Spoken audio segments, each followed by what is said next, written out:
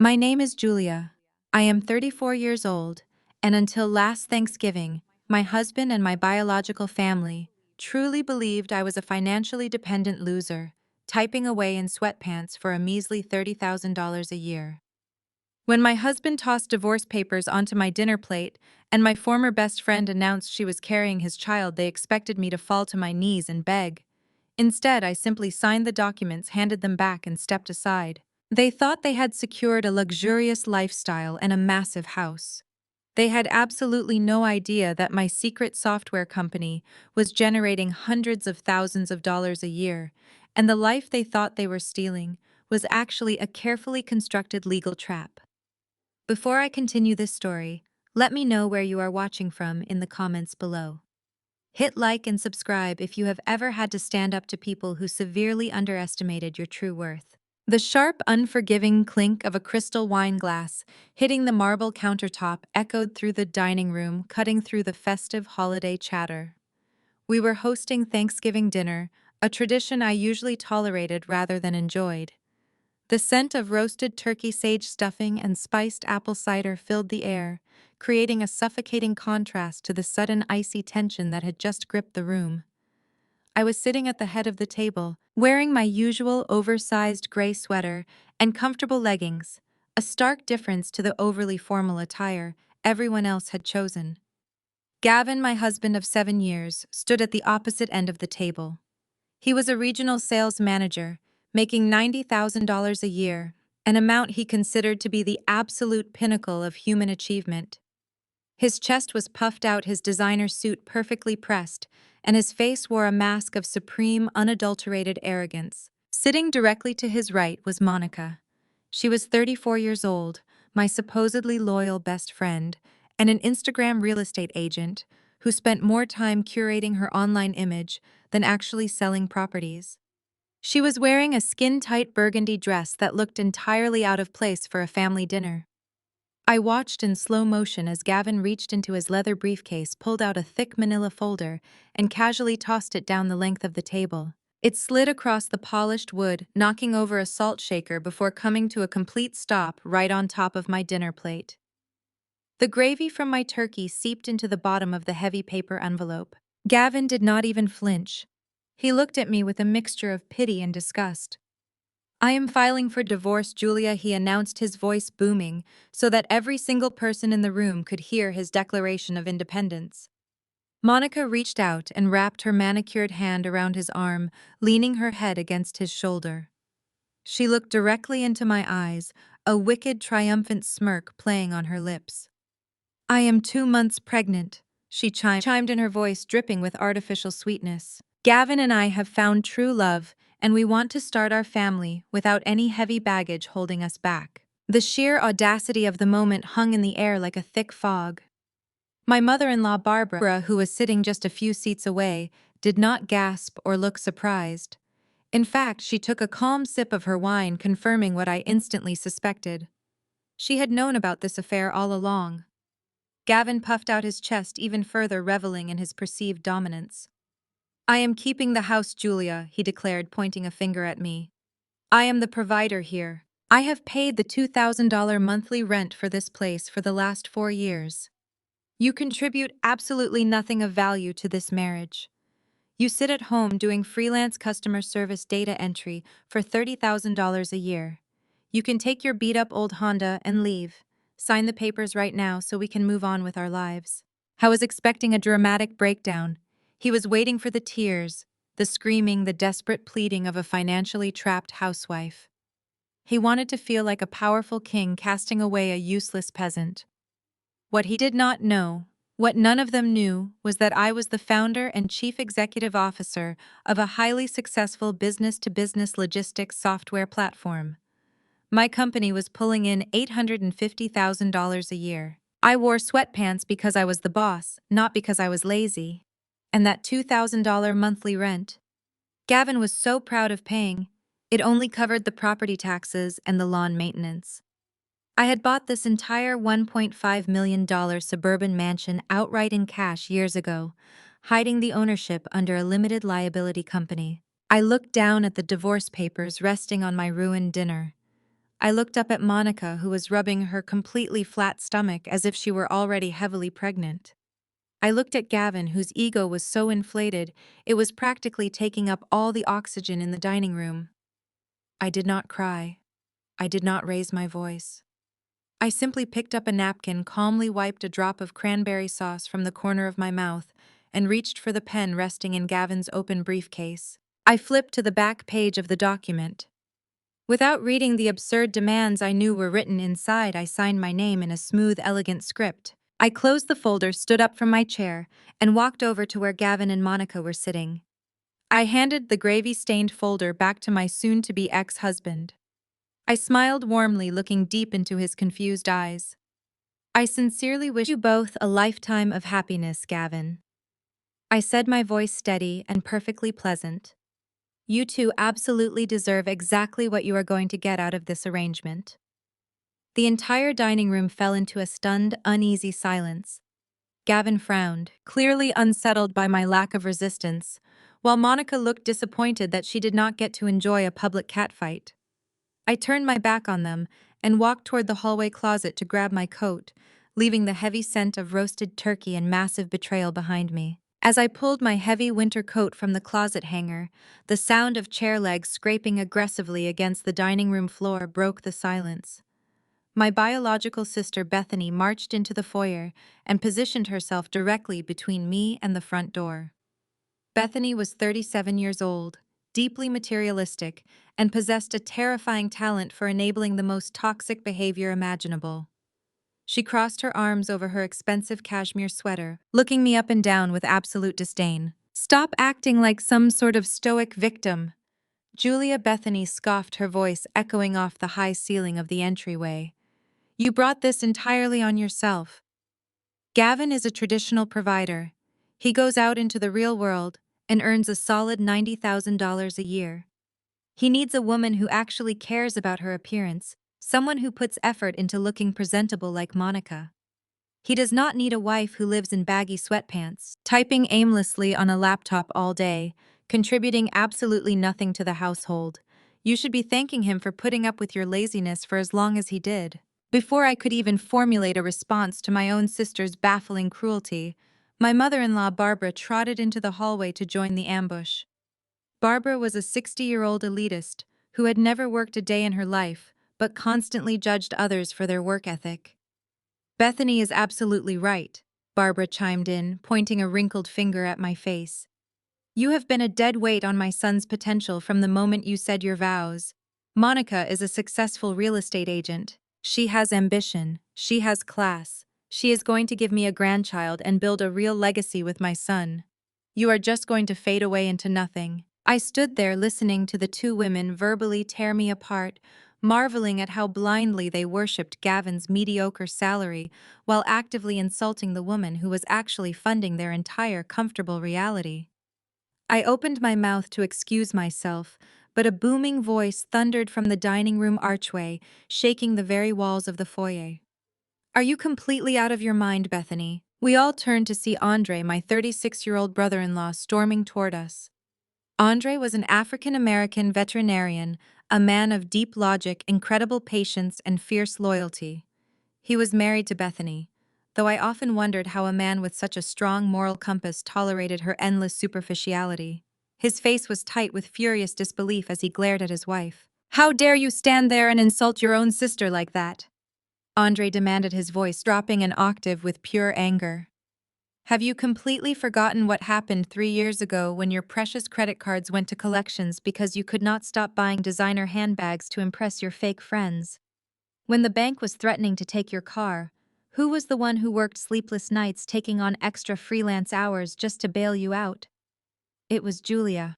Julia handed you $10,000 to save you from absolute ruin, and you repay her by defending the man who just publicly humiliated her." Bethany shrank back slightly, her face flushing a deep, embarrassed red. "That was different, Andre," she stammered, trying to maintain her arrogant posture. "That was just a small loan. This is about Gavin needing a proper wife. This is about you being a toxic, ungrateful hypocrite." Andre snapped back, cutting her off completely. He marched over to the coat rack, yanked his jacket off the hanger, and shoved his arms into the sleeves. I refuse to break bread with traitors. I refuse to sit at a table and celebrate a man abandoning his wife for a homewrecker. Andre turned to me, his expression softening into profound respect and solidarity. Come on, Julia. Let us get out of this madhouse. You do not deserve to breathe the same air as these people. I felt a genuine lump form in my throat. In a house filled with my own blood relatives and the man I had promised to spend my life with, my brother-in-law was the only person with the courage to stand by my side. I nodded, buttoning my coat, ready to walk out into the freezing November night. Just as my hand touched the brass doorknob, Gavin appeared at the end of the hallway. He leaned casually against the wall, jingling a set of keys in his hand. Leaving so soon, sweetheart? Gavin mocked, his voice dripping with condescension. He tossed a heavy metal keychain through the air. It landed hard on the wooden floor right at the tips of my boots. Be out of my house by 8 o'clock tomorrow morning, Gavin ordered, puffing his chest out to assert his dominance over the foyer. Monica and I have plans to redecorate the master bedroom, and we do not want to be tripping over your cheap thrift store clothes. I expect the keys left on the kitchen counter. Good luck surviving out there in the real world on your pathetic $30,000 a year salary. You are going to need a miracle. I looked down at the keys resting on the floor. I looked at Gavin's smug face, at Monica peeking out from behind his shoulder, at Bethany's jealous scowl, and at Barbara's elitist sneer. I slowly bent down and picked up the keys. I did not throw them back. I did not yell. I simply gripped the cold metal in my palm, my eyes flashing with a dangerous, calculated calm.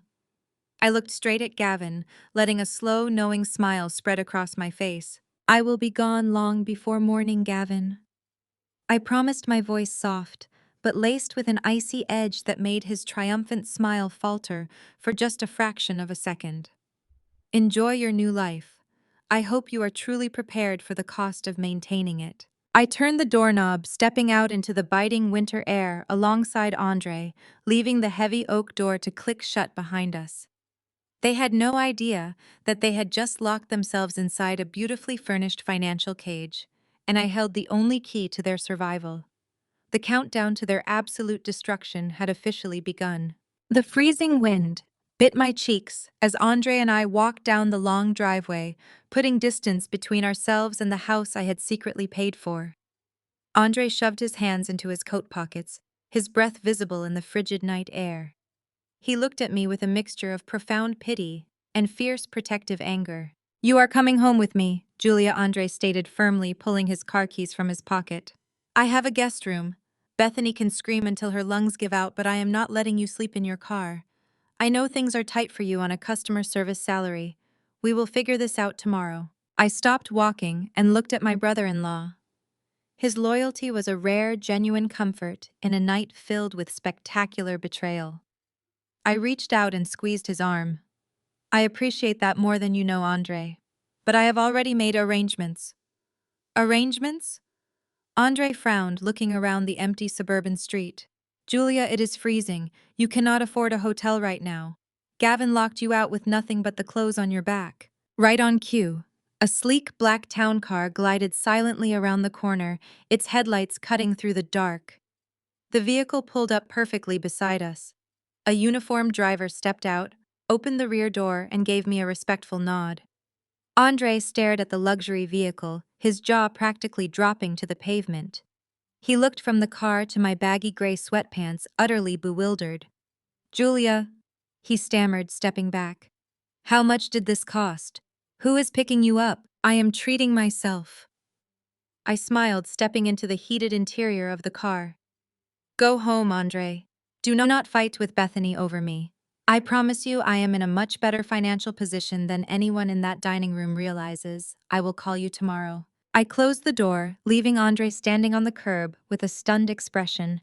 As the car drove away from the neighborhood, I leaned back against the plush leather seats. I pulled out my phone and finalized the transaction I had initiated the moment Gavin tossed that manila folder onto my dinner plate. The wire transfer cleared instantly. 20 minutes later, the town car pulled up to the Obsidian Tower, the most exclusive high-rise residential building in the downtown financial district. The concierge greeted me by name, entirely unfazed by my casual attire. He handed me a heavy metal keycard.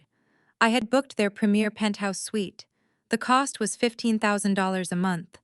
I had just paid for an entire year up front in cash. I rode the private elevator to the top floor. The doors opened directly into a sprawling, ultra-modern sanctuary surrounded by floor-to-ceiling glass windows offering a panoramic view of the glittering city skyline. A massive marble kitchen island anchored the open-concept living space. I threw my coat onto a genuine Italian leather sofa, kicked off my boots, and breathed in the quiet, luxurious solitude. There was no Gavin constantly demanding I fetch him a beer. There was no Bethany making snide comments about my lack of makeup. I was completely blissfully alone. I slept like a rock on the king-sized bed. The next morning, I woke up to the warm sunlight flooding the penthouse. I padded into the kitchen, turned on the high-end espresso machine, and opened my laptop to check my business dashboard. My logistics software company had securely processed over $2 million in business-to-business transactions overnight. I reviewed the automated reports, watching the profit margins calculate in real time. My personal net worth had quietly ticked upward by several $1,000s while I slept peacefully in my new bed. I picked up my phone and opened social media. Monica had not wasted a single second. She had already posted a barrage of videos on her Instagram story. The first video showed her standing in my master bathroom holding a mug of coffee, wearing one of Gavin's oversized dress shirts. The caption read, "Waking up as the new lady of the manor. So incredibly blessed to start our family in this gorgeous home." The second video panned across the living room, showing Gavin relaxing on the couch, looking incredibly smug. I took a slow sip of my rich espresso, marveling at the sheer audacity of her post. She was a real estate agent who specialized in projecting a fake wealthy lifestyle to her followers while secretly drowning in massive credit card debt. She thought she had secured a wealthy provider and a multi-million-dollar property. She had absolutely no idea she was bragging about taking over a house that I legally owned through a corporate entity. Suddenly, a sharp ping echoed from my phone. A high-priority alert popped up on my screen from the bank holding the joint checking account Gavin and I shared. The notification read that the account had been completely frozen by the primary account holder. I opened the banking application. Gavin had restricted my access entirely, locking down the grand total of $512 that sat in the checking account. 2 seconds later, a text message from Gavin arrived. It read, "I froze the joint account. I told you I am not funding your lazy lifestyle anymore. Good luck buying groceries on a $30,000 salary without my money to fall back on. Let us see how long you last on the streets before you come crawling back begging for a handout." I was deploying textbook financial abuse, attempting to cut off my lifeline to force me into absolute submission. He genuinely believed that freezing $500 would bring me to my knees. He thought he held all the power in the universe because he made $90,000 a year, blinding him to the fact that I was the one pulling all the strings behind the scenes for the entirety of our marriage. I sat down on the pristine white leather sofa, looking out over the magnificent skyline spread beneath my $15,000 a month penthouse. I set my espresso cup down on the glass table. I did not feel a shred of panic. I felt an exhilarating, predatory thrill. I scrolled through my contacts and pressed the call button for my divorce attorney, a veteran legal shark who had been managing my corporate assets for years. The line rang twice before a deep, authoritative voice answered. "Good morning, Julia," Mr. Donovan said. "Good morning, Mr. Donovan," I replied, my voice steady and ice-cold, devoid of any weakness they expected me to show. "The bait has been taken. He served the papers, he locked me out of the house, and he just froze the joint account. It is time to trigger the trap." I ended the call and grabbed my designer handbag. Stepping out of my penthouse, I took the private elevator down to the waiting town car. The morning traffic was a blur of gray winter skies and frantic commuters, but inside the heated leather interior of my hired vehicle, I felt nothing but crystalline focus. The drive to Mr. Donovan's office was quick and efficient. His firm occupied the entire top floor of a sleek glass building right in the heart of the financial district. I walked past the mahogany reception desk, and the polite assistants immediately ushered into his private corner office. Mr. Donovan was a silver-haired legal shark who had handled my corporate contracts and venture capital negotiations for years. Today, however, he was stepping out of his corporate role to act exclusively as my divorce attorney. He sat behind his massive oak desk, shaking his head at a thick stack of freshly printed emails. Gavin wasted absolutely no time, Mr. Donovan said, gesturing to the papers with a look of pure professional distaste. His attorney sent over their initial demands at exactly 7 o'clock this morning. They are incredibly aggressive and honestly quite insulting. Gavin is explicitly demanding that you forfeit any and all rights to his retirement accounts. He is heavily emphasizing his 401k, stating that since he was the sole provider for the household, you are entitled to nothing. Furthermore, he is demanding that you pay your own legal fees, citing your supposed freelance status as proof that you are capable of securing your own minimum wage representation. He even included a line about how he is generously letting you keep your old car. I let out a sharp, genuine laugh and settled into the plush leather chair opposite him. Gavin was fiercely protective of that $90,000 salary. He guarded his mediocre retirement account like it was the gold reserve at Fort Knox. The absolute audacity to kick me out of my own house into the freezing night and immediately demand I pay for my own legal defense out of a fictional $30,000 salary was perfectly aligned with his textbook narcissism. I truly believed he was holding all the cards, operating under the delusion that he was a wealthy king, punishing a disobedient peasant. Mr. Donovan did not share my amusement. He looked deeply stressed as he picked up a separate, much thicker file folder. These are the corporate tax returns and personal financial disclosures you requested. I pull from your holding company this morning, he said, his voice lowering to a hushed, incredulous tone. He opened the file and began to read the highlighted figures. As he scanned the top page, his hands actually trembled. The heavy-framed reading glasses slipped down the bridge of his nose and clattered loudly onto the polished oak desk. Julia, he breathed out, staring at the numbers as if they were written in a foreign language. You generated $850,000 in pure income last year alone. Your business-to-business logistics software platform just closed a valuation round, placing the company at $12 million. Your personal net worth, including the real estate holdings hidden under your corporate entity, sits right at $6 million. Does your husband genuinely not know about any of this? I crossed my legs and smiled, smoothing a crease from my trousers. He has absolutely no idea, I replied easily, leaning back in my chair. Gavin never once asked what my software actually did. To him, computer work was just me doing freelance data entry for frustrated clients. He saw me working from home in sweatpants, skipping makeup, and automatically categorized my labor as insignificant. His ego required him to be the undisputed breadwinner. If he had ever bothered to look at the tax returns I asked him to sign, or if he had ever asked me a single substantive question about my corporate meetings, he would have known. Instead, he preferred to lecture me about how hard he worked at his regional sales job. He loved coming home and complaining about his boss, expecting me to rub his shoulders and marvel at his business acumen. I stepped back and let him live in his grand delusion because fighting his fragile masculinity was exhausting. I built my empire in the shadows of his arrogance. Mr. Donovan leaned back in his chair, his expression shifting from sheer shock to deep professional concern. He rubbed his temples, letting out a long, heavy sigh. Julia, this is highly problematic for our legal strategy, he warned, leaning forward and resting his elbows on the desk. Family law in this state is completely ruthless. Because you are the exponentially higher earner in this marriage, Gavin is legally entitled to demand massive alimony from you. The moment his attorney discovers your actual net worth during the mandatory financial discovery phase, they will change their tune immediately. They will tear you apart in court. They will demand half the value of your software company. They will demand half of your liquid assets.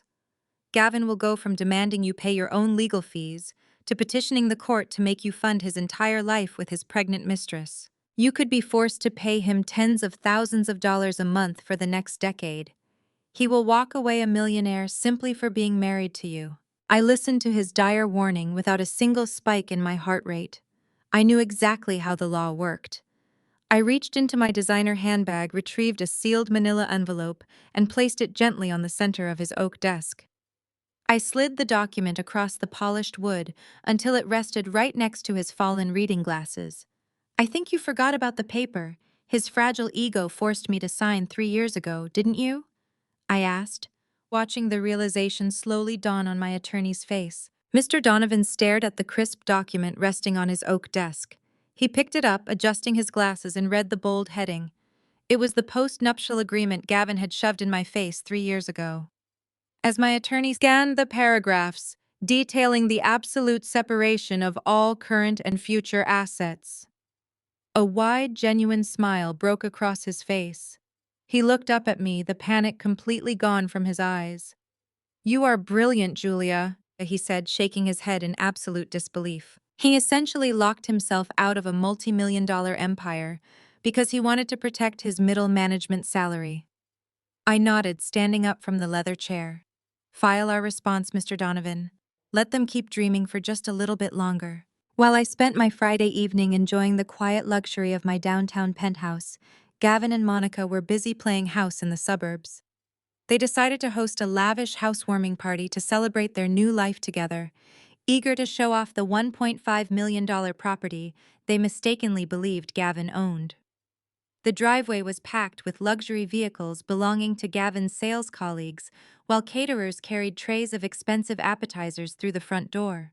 Across town, my sister, Bethany, was standing in front of her hallway mirror, applying a thick coat of red lipstick.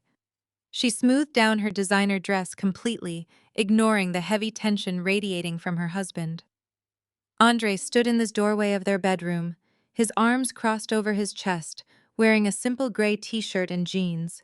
He watched Bethany pack a bottle of $300 champagne into a gift bag. "You are actually going?" Andre asked, his deep voice vibrating with barely contained anger. "Your own sister was thrown out into the freezing cold just a few days ago, and you are going to drink champagne with the man who did it." Bethany rolled her eyes and grabbed her car keys. "Oh, grow up, Andre. Gavin is hosting his entire regional management team tonight. I need to network. Plus, Monica is already redecorating the guest room. She has incredible taste. Julia never knew how to make that house look presentable anyway. It is just business, and you need to stop being so dramatic." Andre took a step forward, blocking her path to the front door. "It is not business, Bethany. It is a total lack of basic human decency. Julia paid off your collections debt when the bank was ready to garnish your wages. She saved us from ruin. Now you are rushing over to kiss the ring of a man who makes $90,000 a year just because he acts like a big shot. I am not going, and if you walk out that door tonight, you need to seriously think about whether you want to come back." Bethany froze, her hand hovering over the brass doorknob. "Are you threatening me with divorce over my lazy sister?" She hissed, her face flushing red. "I am threatening to leave a woman who has zero loyalty and a toxic obsession with fake wealth," Andre corrected smoothly. He stepped aside, leaving the path to the door wide open. "Make your choice, Bethany." Bethany scoffed, masking her sudden panic with arrogance. She marched out the door, slamming it shut behind her, determined to prioritize social climbing over her own marriage. When Bethany arrived at the suburban house, the party was in full swing. Gavin stood in the center of the living room, holding a glass of expensive bourbon, surrounded by 3 of his sales colleagues. Bethany quickly approached, handing him the expensive champagne and offering a sycophantic smile. Gavin accepted the bottle with a haughty nod, turning right back to his captive audience. "Honestly, guys, my life has never been better," Gavin bragged loudly, making sure his voice carried over the ambient music. "I finally dropped the dead weight. For 7 years, I was dragging around a woman who refused to put on a dress, refused to wear makeup, and sat on the couch doing data entry for pennies. Now I have a beautiful woman who actually understands the value of my hard work. I am the sole provider, and it feels incredible to finally have a partner who respects that power." His colleagues nodded in agreement, raising their glasses to toast his newfound freedom. Across the room, Monica was living out her ultimate wealthy housewife fantasy. She sat on a plush velvet armchair, surrounded by 2 other real estate agents holding a sleek silver tablet. She was loudly narrating her interior design plans, making sure everyone knew exactly how much money she was preparing to spend. "The nursery absolutely has to be imported Italian wood," Monica gushed, tapping the screen of her tablet. Gavin insisted we spare no expense for our baby. I found this gorgeous custom crib from a boutique in Milan. It is $4,000, but honestly, you cannot put a price tag on quality. Monica navigated to the checkout page, pulling Gavin's primary credit card from her designer clutch. She proudly typed in the card numbers, her friends watching with envious eyes. She hit the submit button, anticipating the confirmation screen. Instead, a glaring red error message popped up on the tablet. Transaction declined. Please contact your financial institution. Monica frowned, her perfectly sculpted eyebrows pulling together in confusion. She tried typing the numbers again, assuming she had made a simple typo. She hit submit a second time. Transaction declined. Insufficient funds. A flush of embarrassment crept up Monica's neck.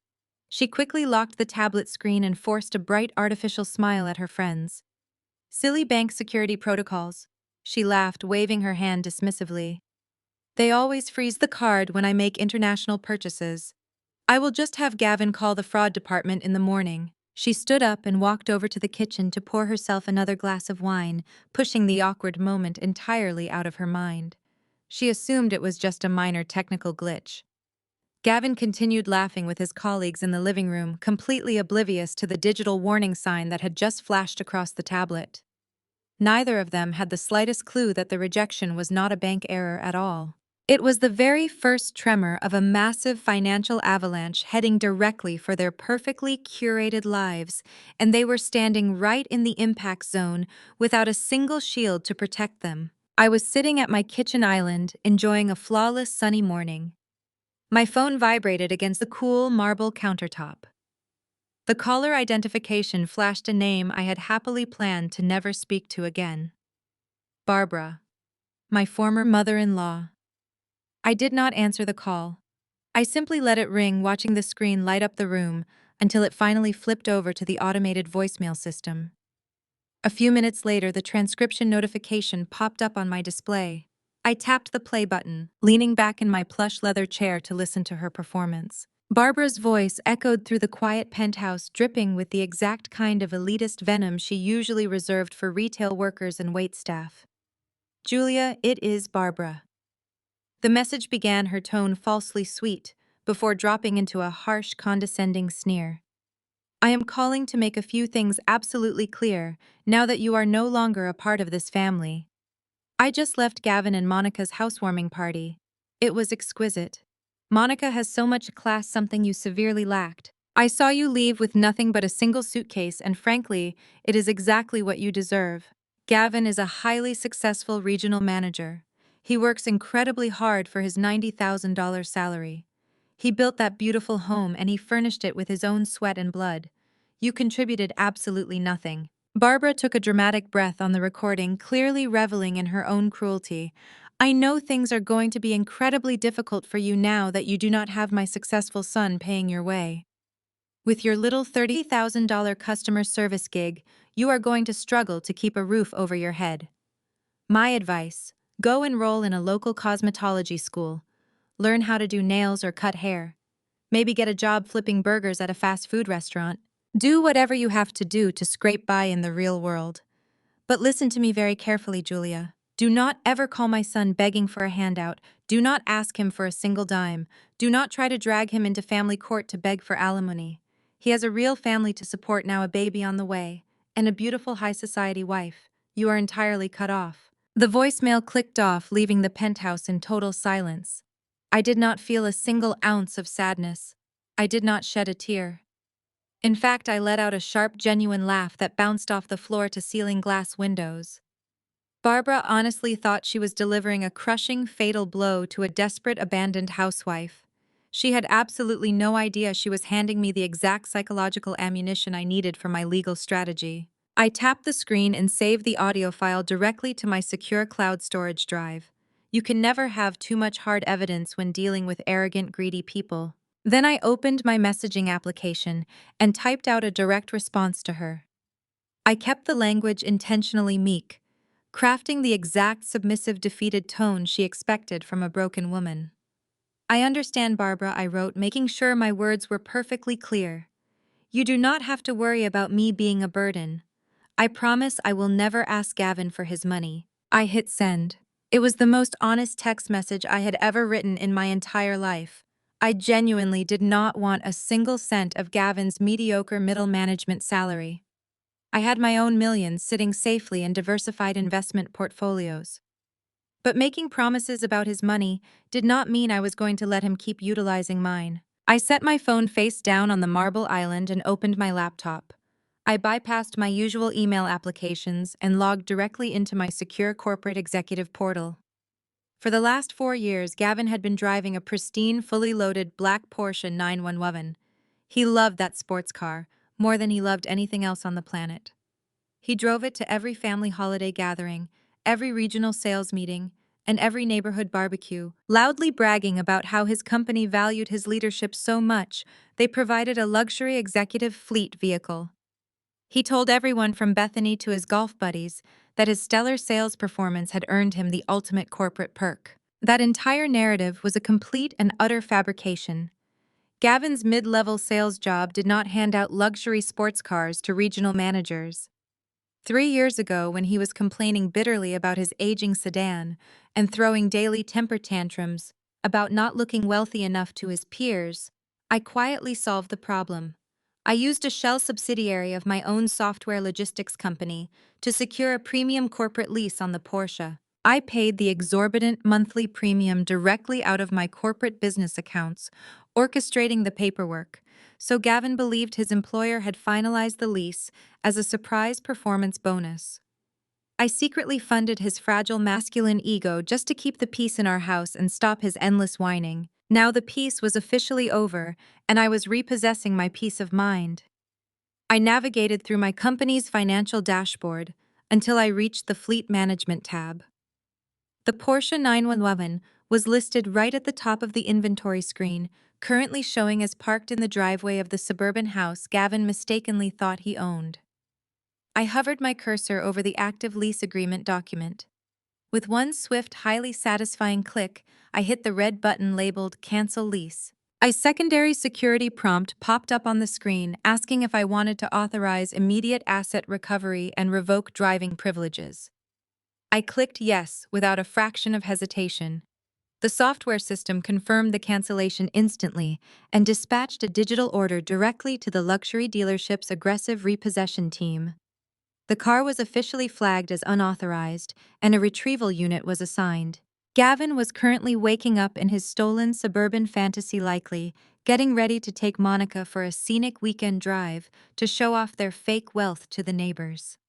He was completely unaware that the expensive leather keys sitting on his kitchen counter were now entirely useless. A heavy-duty tow truck was already navigating through the city streets heading straight for the suburbs to strip away his most prized material possession, leaving him with nothing but the harsh reality of his own actual income. The harsh, unyielding reality of his own actual income was something Gavin had spent years desperately trying to obscure. To understand the sheer magnitude of the financial trap he was currently sitting in, you have to look back exactly 3 years. It was a Tuesday evening in late October.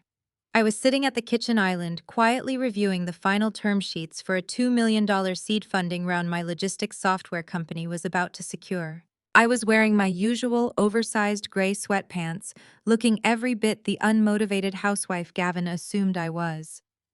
The front door slammed open, and Gavin marched into the kitchen wearing a brand new tailored suit he had bought on credit. He threw a thick legal document directly onto my laptop keyboard, effectively covering my investment contracts. He puffed out his chest, his face flushed red with the sheer arrogance of a man who firmly believed he had just conquered the entire financial world. I got the promotion to regional sales manager, he announced, practically vibrating with self-importance. My base salary is now $90,000 a year. I am officially in the upper tax brackets, Julia. I offered a polite smile, but he immediately held up his hand to silence me. He tapped his index finger aggressively against the document. Because my income is about to skyrocket, we need to have a serious conversation about financial boundaries, he declared, pacing across the kitchen tiles. I hired an attorney this morning. That is a post-nuptial agreement. I need you to sign it immediately. I stared at the document, genuinely confused by his sudden hostility. I asked him why he felt we needed a post-nuptial agreement 7 years into our marriage. He stopped pacing and looked down at me with pure condescension. Because I am building real wealth now, Julia, he scoffed. I am out there grinding every single day. You sit at home doing freelance data entry for a pathetic $30,000 a year. I am not going to let you divorce me 10 years down the line and steal half of my hard-earned retirement accounts. I need to protect my assets from someone who just answers emails. I picked up the heavy document and slowly read through the typed stipulations. The terms laid out were absolutely draconian. The contract explicitly stated that all assets, bank accounts, and business entities acquired during the marriage would remain the sole property of the individual whose name was on the account.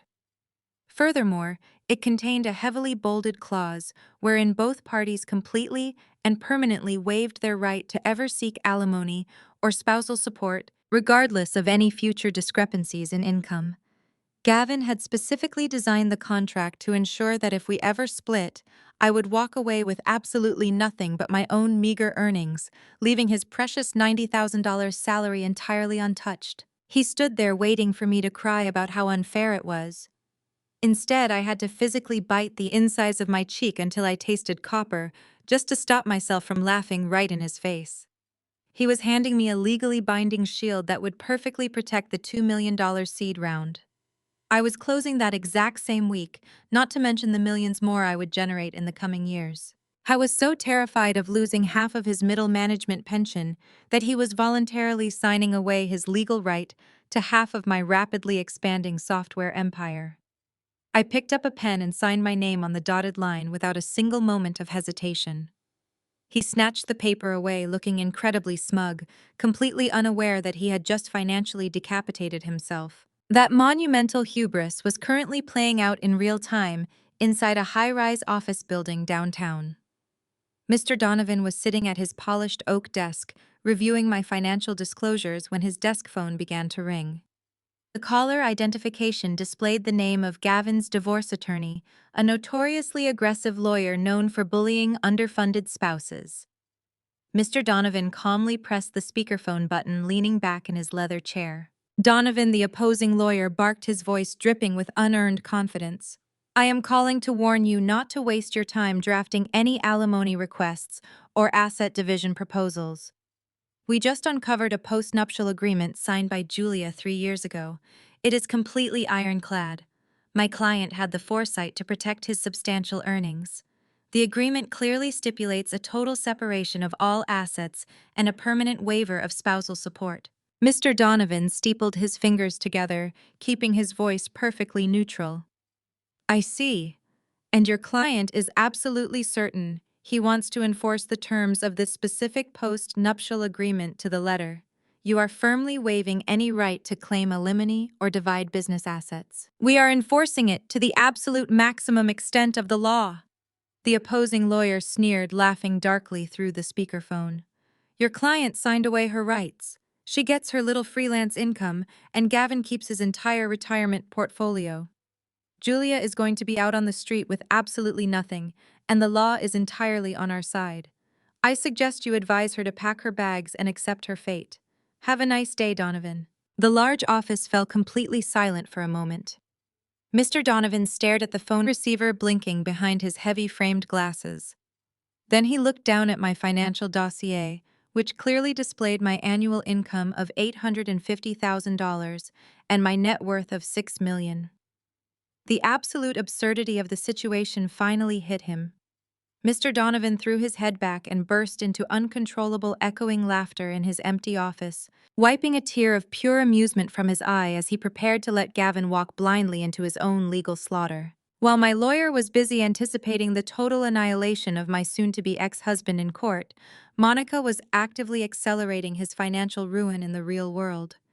Now that she had secured Gavin and his $90,000 salary, she felt completely entitled to the luxury lifestyle she had been faking for her followers. She wasted zero time acting on that entitlement. That same afternoon, Monica strutted into an exclusive Land Rover dealership in the affluent western suburbs. She was wearing designer sunglasses indoors, carrying a counterfeit luxury handbag, and demanding the immediate attention of the senior sales manager. She pointed a manicured finger at a fully loaded, pristine white Range Rover sitting in the center of the showroom floor. The sticker price was comfortably over $140,000. Monica loudly declared that she wanted to lease it right that second, making sure every other customer in the showroom heard her bragging about her new life. She provided Gavin's social security number to the sales desk, claiming her highly successful husband was simply too busy running his corporate empire to come down to the dealership himself. The finance manager, a man who dealt with genuine millionaires on a daily basis, offered her a polite smile and retreated to his glass-enclosed office to run the mandatory credit check. Monica sat in the plush waiting area, sipping sparkling water and taking selfies with the shiny white vehicle in the background. She was already mentally drafting the captions about her supportive provider husband spoiling his pregnant wife. 15 minutes later, the finance manager returned.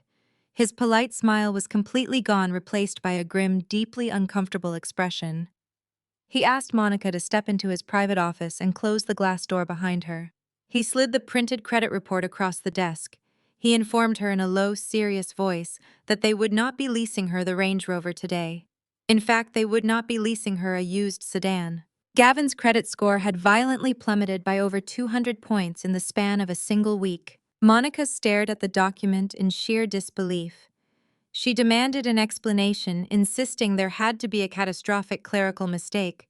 But numbers do not lie.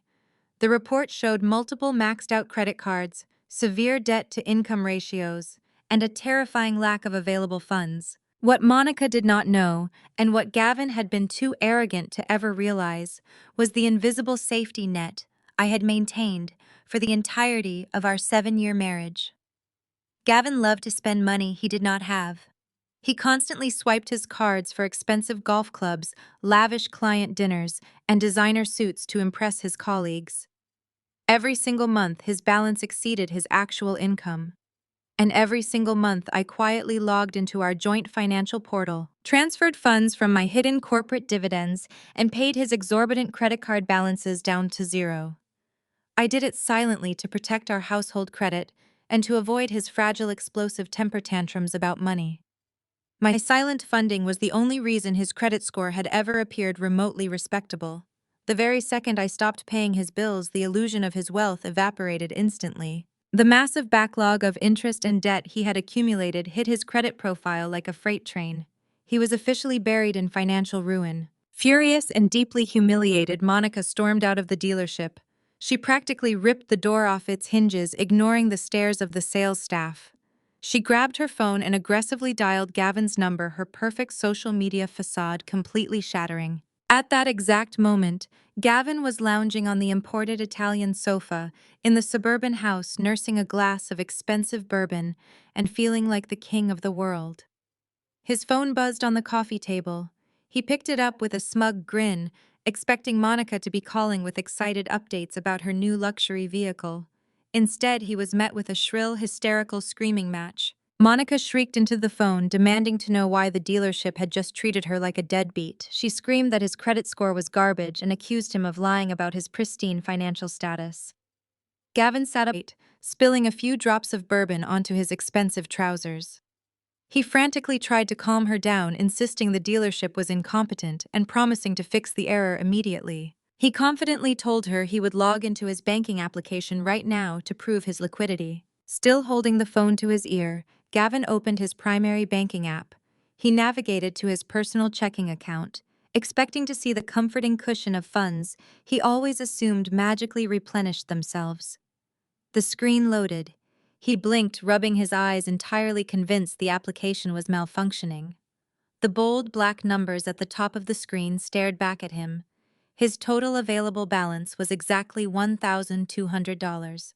Panic seized his chest. He refreshed the page wildly, his thumb tapping the screen over and over again. The number did not change. The massive safety net he thought he possessed simply did not exist. He was a man with a baby on the way, a high-maintenance mistress, demanding a luxury car, and barely enough cash to cover a fraction of his upcoming expenses. Before Gavin could even formulate a coherent response to Monica's relentless screaming through the phone speaker, a harsh, grinding mechanical noise erupted from the driveway outside. The heavy rumble of a diesel engine rattled the living room windows. Gavin dropped his phone onto the couch, his heart hammering against his ribs, and sprinted toward the front door. He threw open the door and stepped out onto the front porch, the freezing wind hitting his panicked face. A massive, heavy-duty tow truck was parked aggressively in his driveway. The flashing yellow lights illuminated the entire suburban street, drawing the immediate attention of several nosy neighbors. The tow operator had already secured the heavy metal hooks around the front axles of the pristine black Porsche. Gavin stood absolutely paralyzed on the porch, his mouth hanging open in sheer terror as the mechanical winch whined loudly, actively dragging his ultimate symbol of wealth and power up onto the flatbed truck. The first domino had officially fallen, and it was going to crush him entirely. Gavin stood on his frost-covered driveway, his breath coming in ragged gasps as the heavy diesel engine of the tow truck roared to life. He waved his arms wildly, slipping on a patch of ice and nearly scraping his knees against the concrete. "Stop the truck," he bellowed at the driver, slamming his palm against the icy metal of the flatbed. "That is my corporate vehicle. You are committing grand theft auto." The burly tow operator did not even flinch. He simply rolled down his window, handed Gavin a laminated sheet of paper featuring a massive red stamp, and tapped the glass. "Corporate fleet management revoked your authorization 20 minutes ago, buddy," the driver said flatly. "Take it up with your boss." Gavin stared at the paper in sheer horror. The lease was listed under a corporate entity he did not even recognize. It was not his employer. It was Horizon Logistics. Before he could process the impossible information, the truck lurched forward, dragging his ultimate symbol of masculine success down the suburban street and out of sight forever. Inside the house, his phone was still lying on the couch, broadcasting Monica's hysterical shrieking. She was demanding to know why she was currently standing in a luxury dealership looking like an absolute fool. Gavin lunged for the device, his hands shaking so violently he almost dropped it. He hung up on Monica mid-scream. His chest was heaving, his credit was destroyed, his bank account was practically empty, his sports car was gone. His mind, completely incapable of accepting his own financial incompetence, immediately scrambled for a scapegoat. There was only one person he could blame. I was sitting comfortably at my kitchen island, reviewing a newly drafted expansion contract for my software platform, when my personal cell phone began to vibrate violently across the marble countertop. Gavin's name flashed on the screen. I took a slow, deliberate sip of my lemon water, letting the phone ring 4 times before I finally slid my finger across the glass to answer. "You psychotic thief!" Gavin roared into the receiver, his voice cracking with a mixture of raw panic and untethered rage. "You hacked my bank accounts. You somehow got my credit cards frozen. I do not know how a pathetic freelance customer service rep managed to spoof a corporate repossession order, but I am calling the police right now. You are going to prison for stealing my car." I did not raise my voice. I did not match his chaotic, desperate energy. I simply let him hyperventilate for another few seconds before I spoke. "I did not steal your car, Gavin," I replied, my tone perfectly even and completely devoid of emotion. "I simply stopped paying for it. You were driving a vehicle leased by my company. Since you are no longer my husband, you no longer qualify for the corporate perks I secretly funded to keep your fragile ego from shattering. As for your bank accounts, I highly suggest you learn how to budget your $90,000 salary. You are going to need every single penny." "Wait, what are you talking about?" Gavin stammered, the anger in his voice suddenly replaced by a sharp, suffocating spike of pure confusion. "What company? You do not have a company." "Have a wonderful afternoon," I said softly, pressing the red button to end the call. I immediately opened his contact profile and selected the block option, cutting off his access to me entirely. He was drowning, and I was formally refusing to throw him a life preserver. Less than 5 minutes passed before my phone vibrated again. This time, my sister Bethany was calling. Gavin had clearly panicked, realized he could not reach me, and immediately dialed the one person in my biological family who would eagerly rush to his defense. I answered the call, fully anticipating the verbal assault. "You are an absolute monster!" Julia Bethany shrieked the second the line connected. Gavin just called me in a complete state of panic. You are committing federal financial fraud. You are freezing his assets out of pure jealousy because Monica is giving him the baby you never could. You are a bitter, vindictive ex-wife trying to ruin his life because you cannot handle the fact that he traded up. You need to fix whatever computer scam you are running right now, or I swear I will testify against you in court. I opened my mouth to deliver a calculated response, fully prepared to tear my sister's hypocritical arguments to shreds. But a sudden scuffle echoed through the receiver. I heard the muffled sound of a phone being forcefully snatched away, followed by a heavy door slamming shut. "Bethany, sit down and shut your mouth," a deep, commanding voice ordered in the background. It was Andre. My brother-in-law had clearly intercepted her tirade. I heard his heavy footsteps moving down a hallway, the ambient noise shifting as he stepped into what sounded like their garage. "Julia, are you there?" Andre asked, his voice returning to a normal volume, though it was laced with a thick, undeniable tension. "I am here, Andre," I answered, relaxing my posture slightly. "Listen to me very carefully," Andre said, his tone dropping into a serious conspiratorial whisper. "Bethany is currently having a meltdown in the living room because Gavin is screaming about bankruptcy. I do not know exactly what kind of trap you set for that arrogant fool. I do not know what kind of power you are actually holding over these people. But whatever you are doing, do not stop. They have treated you like garbage for years while smiling in your face. Keep doing it. Burn it to the ground." A genuine smile spread across my face.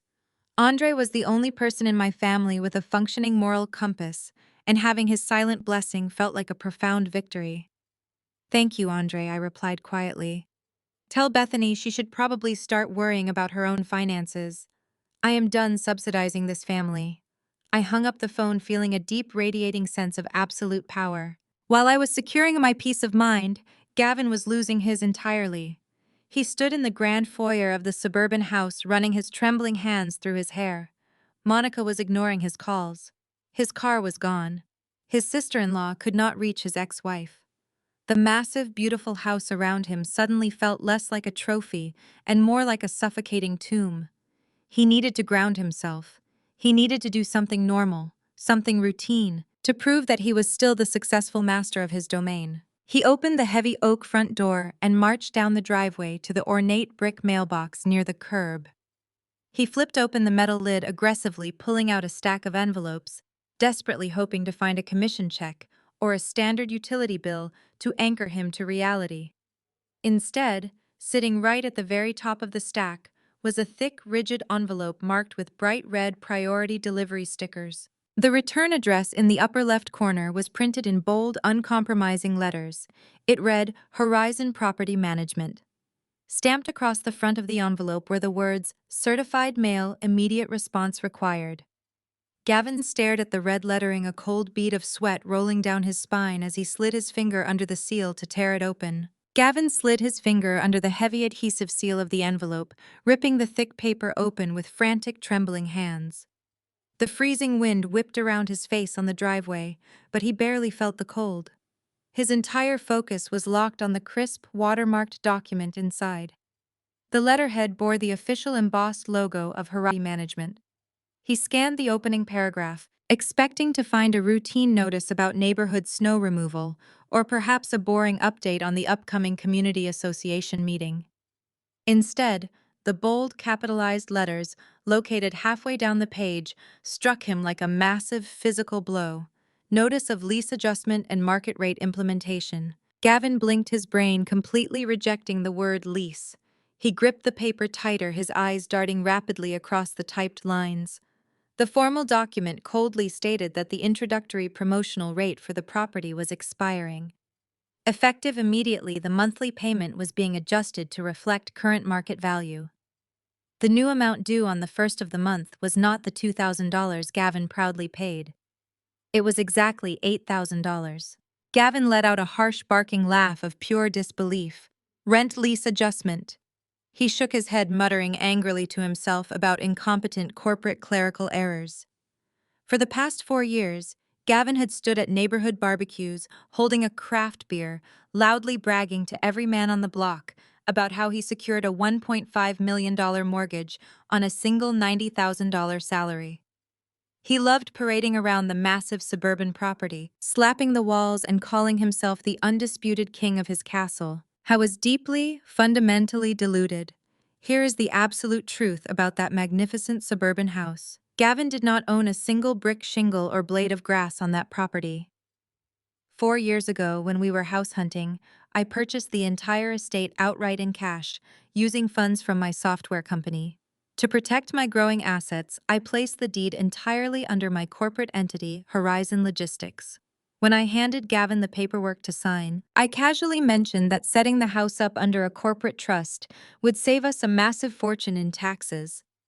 His fragile ego was so massive, and his attention span so remarkably short, that he simply scrawled his name on the dotted line without reading a single paragraph. The $2,000 he aggressively transferred every month from his checking account was never a mortgage payment.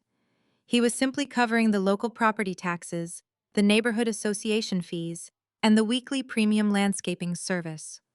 I let him play the role of the wealthy homeowner because it kept him quiet and completely distracted.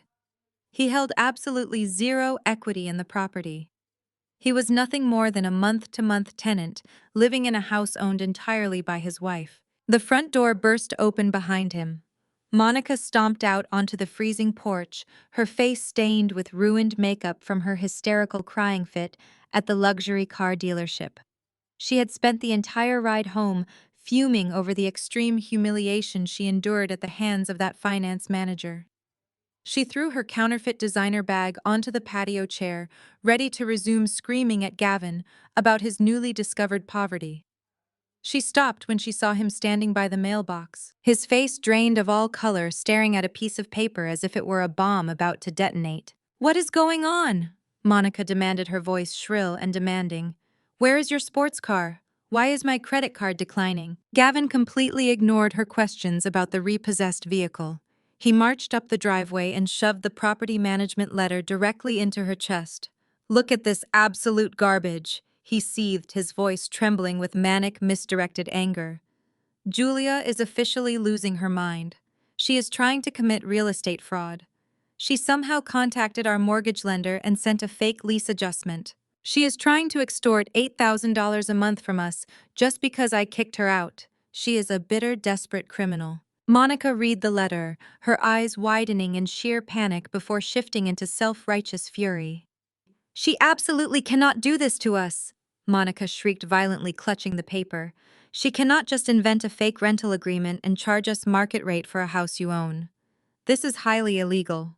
She is pathetically trying to scare us out of our own beautiful home." "I am not scared at all!" Gavin spat, his chest puffing out as he snatched the letter back from Monica. "I am going to destroy her. I am going to take this exact document straight to my divorce lawyer. I will submit it to the judge as irrefutable proof that Julia is actively attempting to manipulate my assets and commit financial extortion.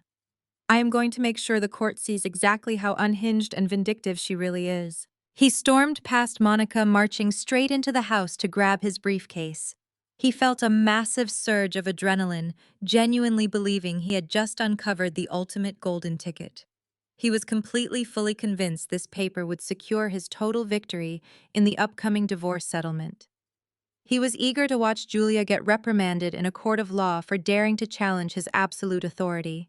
Gavin threw the certified letter into his leather briefcase and zipped it shut, a triumphant sneer spreading across his face.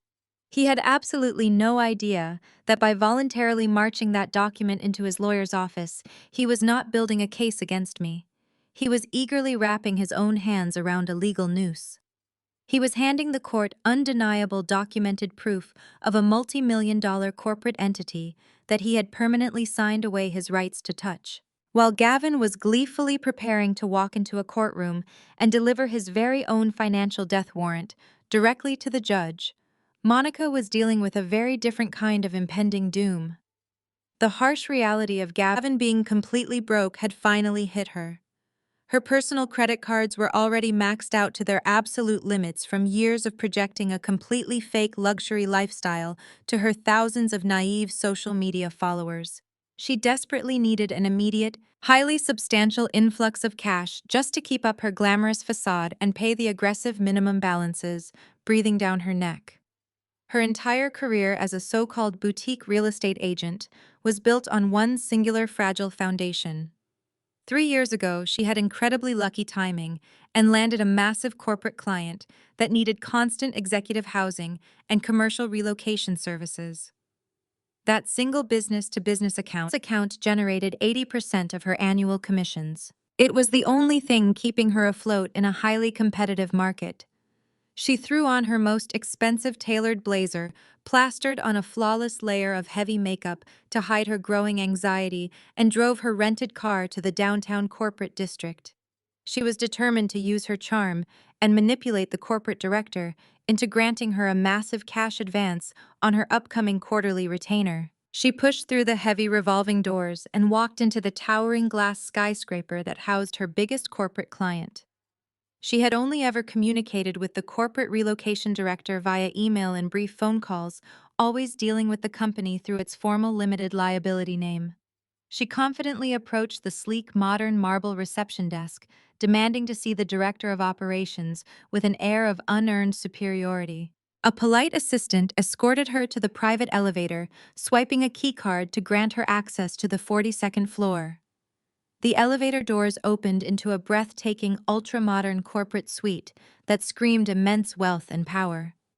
Monica eagerly pulled out her phone to record a quick video for her followers, ready to boast about her high-profile corporate meetings, but a stern security guard immediately stepped forward and ordered her to put the device away. Monica smoothed her blazer and arrogantly walked into the massive glass-walled corner office. Mr. Peterson, the stern and impeccably dressed director of corporate operations, sat behind a sprawling mahogany desk. He did not stand up to greet her. He did not offer her a coffee or a glass of water. He simply gestured with a cold, rigid hand to the stark leather chair situated opposite him. Monica sat down, crossing her legs and flashing her brightest, most artificial smile, completely ready to pitch her request for an emergency commission advance to save her sinking finances. Mr. Peterson did not let her get a single word out of her mouth. He reached into his locked desk drawer, pulled out a stark white folder, and slid it directly across the polished wood surface. Monica eagerly reached for it, her eyes lighting up with greed, assuming it was a highly lucrative list of new executive housing requests. She flipped open the folder, but her artificial smile froze instantly on her face. It was not a contract extension. It was a formal, legally binding termination of contract. The bold black letters at the top of the page clearly indicated that her professional services were being severed immediately, with no option for renegotiation. Monica felt her stomach drop violently into her expensive shoes. She demanded to know what was going on, her voice rising in shrill, panicked indignation. Mr. Peterson looked at her with a chilling gaze of absolute disgust. He informed her that the company maintained a strict morality clause in all of its vendor contracts. He coldly stated that her recent gross ethical violations, specifically engaging in a highly publicized affair with a married man and deliberately destroying a household, severely violated their uncompromising corporate standards. Monica turned bright red, sputtering with uncontrollable rage. She slammed her hand down hard on the mahogany desk, screaming that her personal romantic life was absolutely none of his business. She loudly demanded to speak to the chief executive officer, immediately aggressively threatening to sue the entire company for wrongful termination and public defamation. Mr. Peterson did not flinch at her shrill screaming. He simply maintained his icy composure, opened a small silver case resting on his desk, pulled out a premium heavy cardstock business card, and slid it slowly across the mahogany desk until it gently touched her trembling fingertips. Monica snatched the card, ready to march straight up to the top floor and demand her job back from whoever was running this company. She looked down at the embossed text. The heavy black ink spelled out a name that made the blood instantly freeze in her veins and her heart stopped dead in her chest. Julia, founder and chief executive officer, Horizon Logistics Software. Monica literally stopped breathing. Her vision blurred wildly at the edges of the room. She stared at the card, her brain desperately trying to process the impossible world-shattering information. the massive faceless corporation that had been blindly funding her entire real estate career. The incredibly wealthy company that paid her exorbitant commissions for 3 solid years was owned entirely by the quiet, unassuming woman whose husband she had just stolen. I had been paying her salary the entire time. She realized in one crushing, agonizing second that she had just proudly helped Gavin kick her only real source of income out into the freezing street. A full-blown panic attack seized her chest, crushing her lungs. Monica dropped the business card as if it had physically burned her, stumbled backward out of the leather chair, and ran sprinting out of the glass office. She bolted for the elevators, gasping for air, as the devastating reality of her absolute, inescapable financial ruin crashed down upon her. Monica drove back to the suburban house in a state of absolute hyperventilating panic. Her knuckles were stark white against the steering wheel of her rental car. Her entire real estate career, her carefully curated social media persona, and her only steady stream of income had just been incinerated by the very woman she had so eagerly betrayed. The faceless corporate entity that had funded her luxurious lifestyle for 3 consecutive years was Horizon Logistics, and Julia was sitting at the top of that empire pulling all the strings. Monica pulled into the driveway, desperate to find Gavin, desperately needing him to use his $90,000 salary to fix this nightmare. Instead, she found Gavin standing on the freezing front porch, staring blankly at a bright yellow piece of paper taped aggressively to the center of the heavy oak door. It was an official 14-day eviction notice. The property management company had wasted zero time since Gavin had failed to produce the $8,000 monthly rent. The legal clock was officially ticking. If the premises were not vacated within 2 weeks, the county sheriff would be dispatched to forcibly remove the occupants and physically dump all their belongings onto the curb. Gavin ripped the paper from the door, his hands shaking violently in the cold air. He looked up at Monica as she stumbled out of her car. He expected her to run up the steps to comfort him, to tell him they would fight this vicious legal battle together. But Monica was too busy staring at the empty driveway where the luxury Porsche used to be, her mind racing with the terrifying realization that her wealthy provider was currently holding a notice of imminent homelessness. Before either of them could speak, a battered yellow taxicab turned onto the quiet suburban street and pulled abruptly into the driveway, completely blocking Monica in. The rear door swung open with a loud creak and Barbara climbed out. Gavin's mother was wearing a heavy faux fur coat and carrying a scowl that could curdle milk. The taxi driver popped the trunk and began unloading an absurd amount of oversized, expensive-looking luggage onto the freezing concrete. Gavin stared at his mother in utter bewilderment. Barbara paid the driver with a handful of crumpled bills and marched up the driveway, her heels clicking aggressively against the pavement. "Do not just stand there with your mouth open, Gavin," Barbara snapped, waving her manicured hand at the mountain of suitcases. "Grab my bags." My incompetent landlord decided to make a massive fuss over a few late payments and initiated a completely unjustified eviction. The nerve of that man expecting me to dip into my savings for a minor clerical oversight. But it does not matter now. I told him my highly successful son has a massive estate in the suburbs, and I would be moving into the master guest suite immediately. It makes perfect sense for us to consolidate our wealth anyway. Gavin felt a cold, clammy sweat break out across his forehead despite the freezing wind. He was holding his own eviction notice tightly in his right hand, while his mother loudly demanded permanent residence in a house he was about to be legally thrown out of. Monica watched the scene unfold with sheer, unadulterated horror. She had signed up to be the pampered wife of a wealthy regional manager, not the pregnant roommate of a broke, unemployed mother-in-law who refused to manage her own finances. Gavin shoved the yellow eviction notice deep into his coat pocket, desperately trying to maintain the illusion of control for just a few more hours. He silently grabbed 2 of his mother's heavy suitcases and hauled them into the grand foyer. Monica followed close behind, her chest heaving with mounting panic. Barbara immediately began issuing demands the second she crossed the threshold. She complained about the drafty temperature in the foyer, she criticized the color of the entryway walls, and she ordered Monica to go into the kitchen and prepare a pot of hot tea for her frayed nerves. Monica opened her mouth to scream a vicious refusal, but before a single word could escape her lips, a loud mechanical clunk echoed from the basement utility room. Instantly, every single light in the massive $1.5 million house went pitch black. The low, constant hum of the central heating and air conditioning system ground to a sudden halt. The subtle whir of the stainless steel refrigerator died completely. Gavin swore loudly in the dark, pulling his phone from his pocket to use the flashlight. He marched into the kitchen and flipped the light switches up and down, but nothing happened. He walked over to the kitchen sink and turned the expensive brass faucet. A brief, pathetic trickle of cold water sputtered out before the pipes went completely dry. "What is going on?" Barbara shrieked from the dark hallway, stumbling loudly over one of her own suitcases. "Did you forget to pay the electric bill, Gavin?" Gavin frantically opened his email on his phone, the bright screen illuminating his panicked face in the dark kitchen. Sitting right at the top of his inbox were 3 automated confirmation emails from the local utility companies. The electricity, the water, and the natural gas had all been formally disconnected at the request of the primary account holder. Julia had systematically severed every single utility account that was registered in her name, transferring liability entirely back to the property.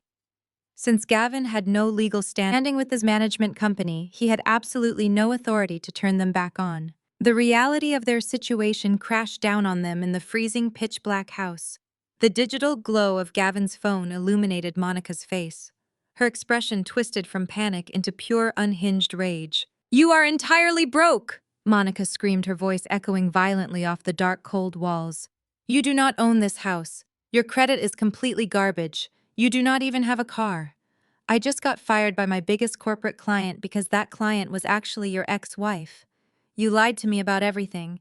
You are nothing but a pathetic fraud playing dress-up with Julia's money." Gavin's fragile ego, battered and bruised all day, finally snapped completely. He stepped toward Monica, his face contorted with equal fury. "Do not you dare call me a fraud!" he roared back, his voice shaking the quiet suburban street outside. "You stalked me. You saw a house and a lifestyle you wanted, and you opened your legs to get it.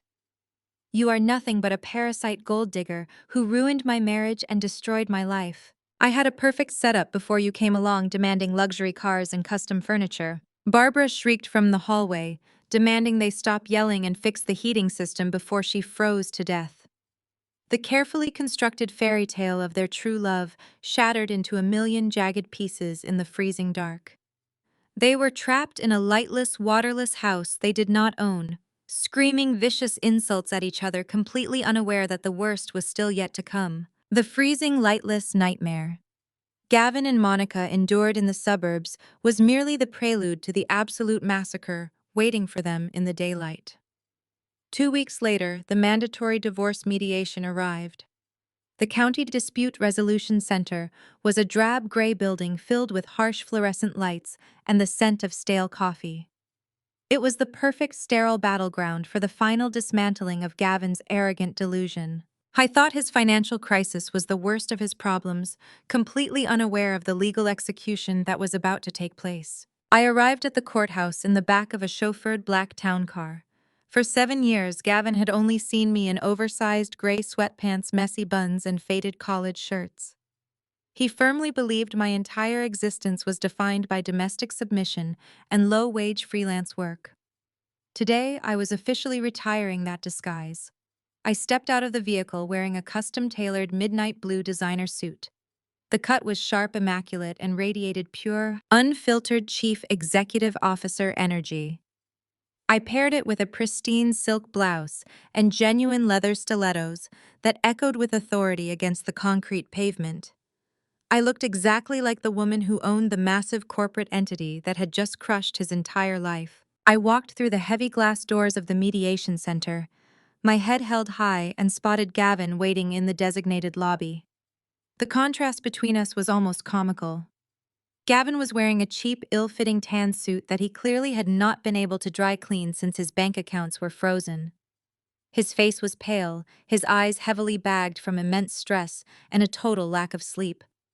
He looked incredibly small, devoid of the puffed-up chest and booming voice he used to command our Thanksgiving dinner table. When he saw me walking down the corridor alongside Mr. Donovan, his jaw actually dropped. He blinked rapidly, his bloodshot eyes scanning my tailored suit, my polished appearance, and the absolute lack of fear in my posture. He looked utterly confused, as if a wealthy stranger had just walked into the building wearing his wife's face.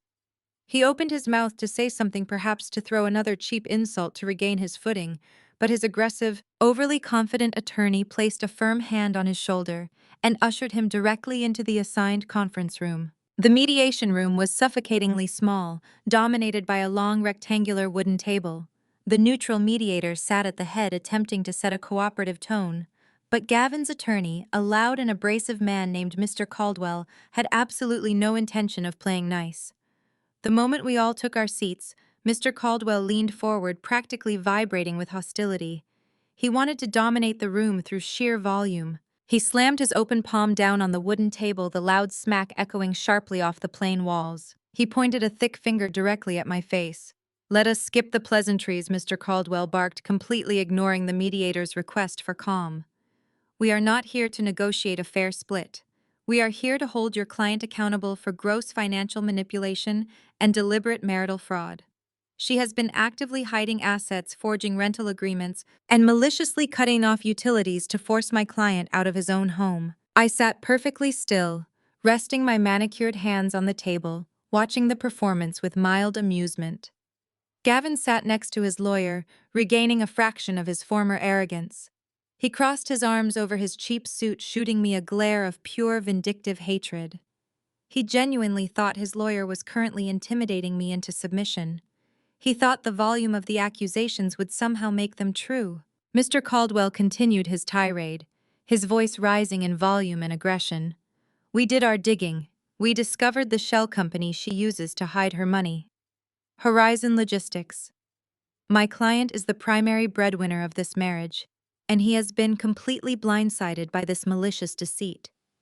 Therefore, our demands are completely non-negotiable. We demand that the court immediately transfer the deed of the $1.5 million suburban property directly into Gavin's name to compensate for the emotional distress and illegal eviction attempt." Mr. Caldwell paused, sneering at Mr. Donovan before delivering what he believed was his ultimate killing blow. "Furthermore, since we have uncovered this hidden limited liability company, we demand full transparency of its corporate accounts. We are officially requesting immediate retroactive alimony to be paid from Julia's corporate holdings to maintain the standard of living my client deserves. She wants to play games with fake eviction notices. We are going to take half of everything she has hidden in that fake company." Gavin smirked, a nasty, triumphant smile spreading across his pale face. He leaned back in his chair, thoroughly convinced he had just checkmated me. He thought he was walking away with a $1 million mansion and a massive monthly paycheck. He believed he had finally won. I did not flinch. I did not defend myself. I simply turned my head and looked at my veteran divorce attorney. Mr. Donovan did not look angry. Instead, a slow, sharp smile spread across his weathered face. He looked at Mr. Caldwell with the tranquil patience of a predator, watching its prey willingly step into a steel trap. Mr. Donovan reached down into his leather briefcase. He did not pull out a defensive argument. He did not pull out a list of counterdemands. He slowly retrieved a thick leather binder and placed it gently onto the center of the table. The heavy thud of the binder instantly silenced Mr. Caldwell's aggressive ranting. Mr. Donovan unclasped the binder and pulled out a stack of financial disclosures. Without saying a word, he slid the heavy stack of documents across the smooth wooden table, letting them come to a stop right in front of Gavin and his legal counsel. Mr. Caldwell snatched the thick stack of financial disclosures from the polished wooden table with a highly arrogant smirk. He was clearly expecting to read a pathetic tax return detailing my supposed $30,000 freelance income. He adjusted his expensive tie and flipped open the cover page, ready to launch into another aggressive monologue about how I was a financial parasite. But the moment his eyes locked onto the first bolded column of numbers, his mouth snapped shut. The smug expression completely vanished from his face in a fraction of a second. The color drained from his cheeks so rapidly, he looked like a ghost staring at a terrifying apparition. He flipped frantically to the second page, his hands trembling so violently the thick paper rattled in the quiet room. Gavin leaned over in his cheap tan suit, clearly annoyed by his attorney, falling completely silent. He aggressively yanked the documents out of Mr. Caldwell's hands, muttering under his breath about incompetence. Gavin squinted at the top sheet. I watched his eyes track across the black ink. He read the line detailing my certified annual income, $850,000. He blinked rapidly and moved his gaze to the corporate asset declaration.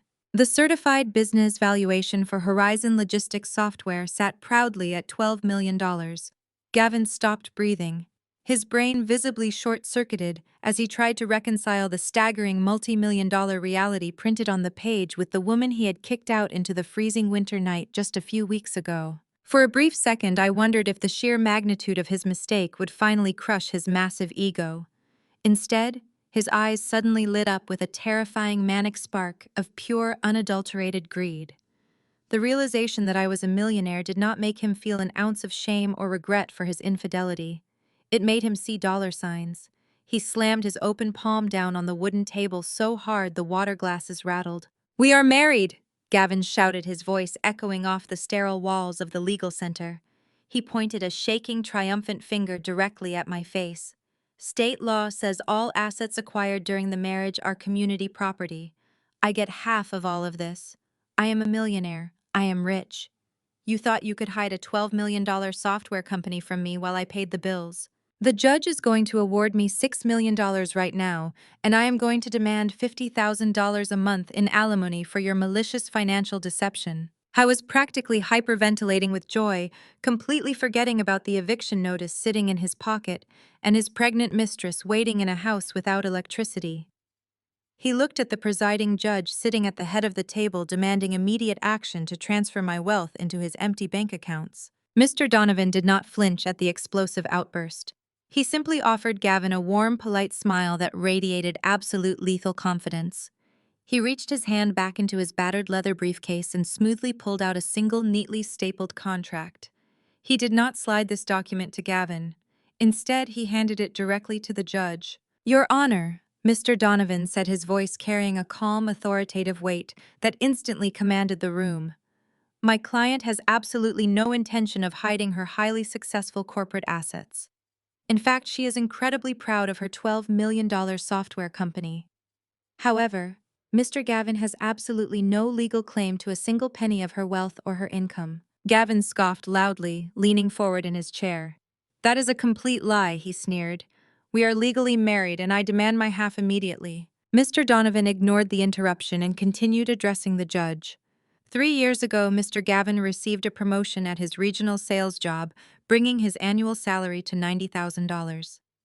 He became extremely terrified that my client, who he incorrectly assumed was a low-wage earner, would eventually divorce him and take half of his retirement accounts.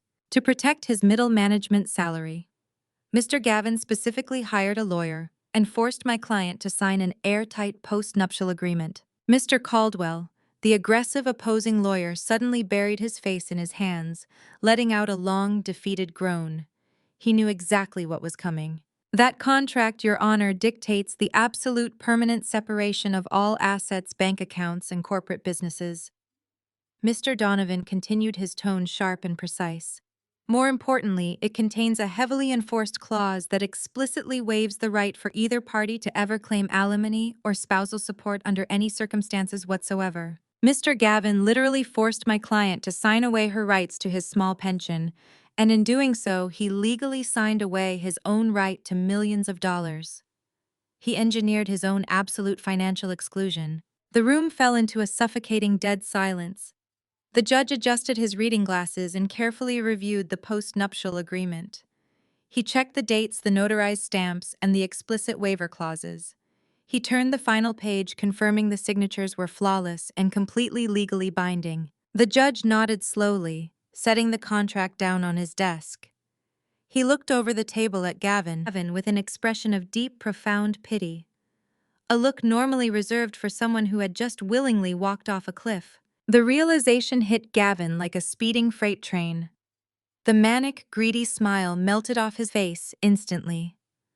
The $6 million he thought he had just won evaporated into thin air, leaving him with nothing but his maxed-out credit cards and a pending eviction. Gavin collapsed backward into his cheap chair, clutching his chest. He began violently hyperventilating, his eyes wide with sheer terror, as the full catastrophic reality of his own arrogant mistake shattered his world into dust. He played himself giving away an empire to protect pennies. The judge did not offer Gavin a single ounce of sympathy. He adjusted his heavy black robe and looked down from the bench with absolute judicial authority. The document is undeniably valid. The judge stated, his voice echoing with finality across the quiet room. Mr. Gavin, you initiated this contract. You secured independent legal counsel 3 years ago to ensure its enforcement.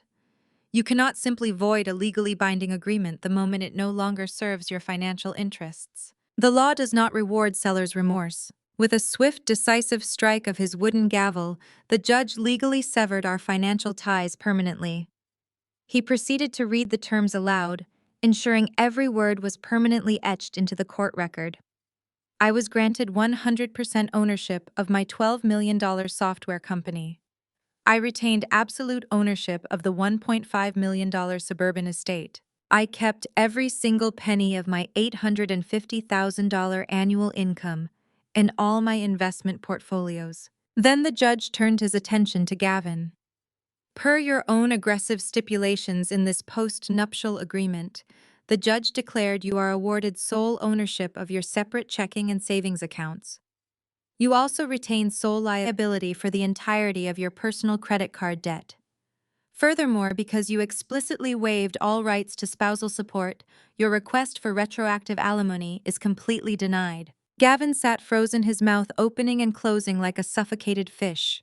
His lawyer, Mr. Caldwell, aggressively packed his briefcase, utterly humiliated by his client's monumental stupidity. But the judge was not finished. The judge picked up the certified property management letter that Gavin had foolishly submitted as evidence of my supposed fraud. You brought this eviction notice to the court's attention. The judge continued, looking at Gavin over the rim of his glasses. You admitted on record that you have been occupying a property owned by Horizon Logistics without paying the newly adjusted market rent. Therefore, the court formally recognizes and upholds this eviction. You are ordered to vacate the premises entirely within 24 hours. If you are not gone by noon tomorrow, law enforcement will be dispatched to forcibly remove you. The mediation session was officially over.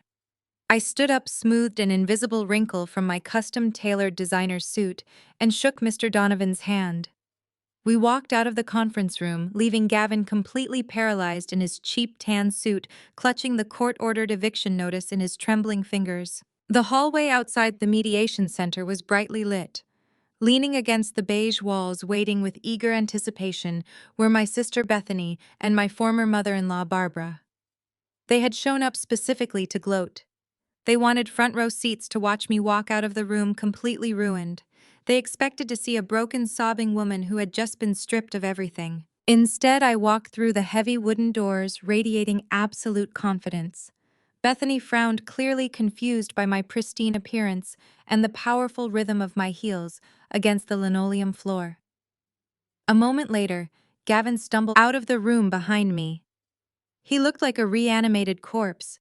His skin was stark gray, his shoulders were slumped forward, and his hands shook violently as he gripped the court documents. Barbara immediately rushed forward, grabbing her son's arm. "Gavin, what happened?" she demanded, her voice shrill with excitement. "Tell me the judge gave you the house. Tell me you took that lazy woman for everything she has." Bethany crossed her arms, smirking at me. "How much did you lose today, Julia?" she sneered, unable to hide her malicious joy. "I told you Gavin was not going to let you walk away with his hard-earned retirement. You should have gone to cosmetology school when you had the chance." Gavin slowly looked up at his mother, and then at Bethany. His eyes were completely hollow. "She is a millionaire," Gavin whispered, his voice cracking horribly. "She is worth $6 million. She owns the house. She owns everything." Barbara recoiled as if she had been physically struck. "What are you talking about?" she shrieked, grabbing his lapels. "You are the breadwinner. You make $90,000. I get nothing." Gavin choked out, tears of sheer panic welling in his eyes. "I forced her to sign a contract 3 years ago to protect my salary. I signed away my right to her money. The judge gave her everything. I have massive debt, my bank accounts are empty, and we are being legally evicted tomorrow morning. We are completely homeless." The malicious smirk on Bethany's face vanished instantly. Her jaw dropped open in pure shock. She looked at me, her eyes wide with sudden terrifying realization. The sister she had mocked, degraded, and dismissed as a failure was actually a multi-million-dollar software executive. Before Bethany could even formulate a single word to attempt damage control, the heavy door to the waiting area swung open. Andre stepped out into the hallway. My brother-in-law was wearing his veterinary clinic scrubs, looking exhausted but incredibly resolute. Bethany's eyes lit up with momentary relief. She thought her husband had finally come to his senses and arrived to support her. Andre, Bethany gasped, rushing toward him. "You will not believe what is happening. Julia lied to all of us. She hid millions of dollars." Andre did not slow his pace. He walked right past Bethany without offering her a single glance. He stopped right beside me, turning to face his wife with an expression of absolute, unfiltered disgust. He reached into his medical bag and pulled out a thick manila folder. He shoved the folder hard against Bethany's chest, forcing her to grab it before it fell. "What is this?" Bethany asked, her voice trembling as she looked down at the heavy envelope. "Those are divorce papers," Andre stated, his deep voice echoing loudly in the quiet courthouse hallway. "I told you I was giving you a choice, Bethany. You chose to support a cheating coward because you are obsessed with the illusion of wealth. You chose to tear down your own sister because you are rotten with jealousy. I am done being married to a toxic, materialistic hypocrite. I am done carrying dead weight too." Bethany let out a loud, strangled gasp. The manila folder slipped from her manicured fingers and crashed onto the floor. Andre turned away from her, standing firmly shoulder to shoulder with me. We presented a completely united front against the people who had tried to destroy us. Barbara looked at her son, realizing she was about to be homeless.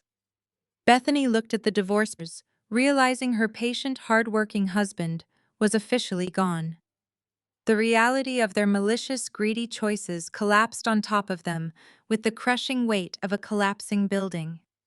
Unable to support the gravity of their own failures, Bethany and Barbara both fell to their knees on the cold linoleum floor, weeping hysterically in the middle of the courthouse hallway. I did not offer them a single word of comfort.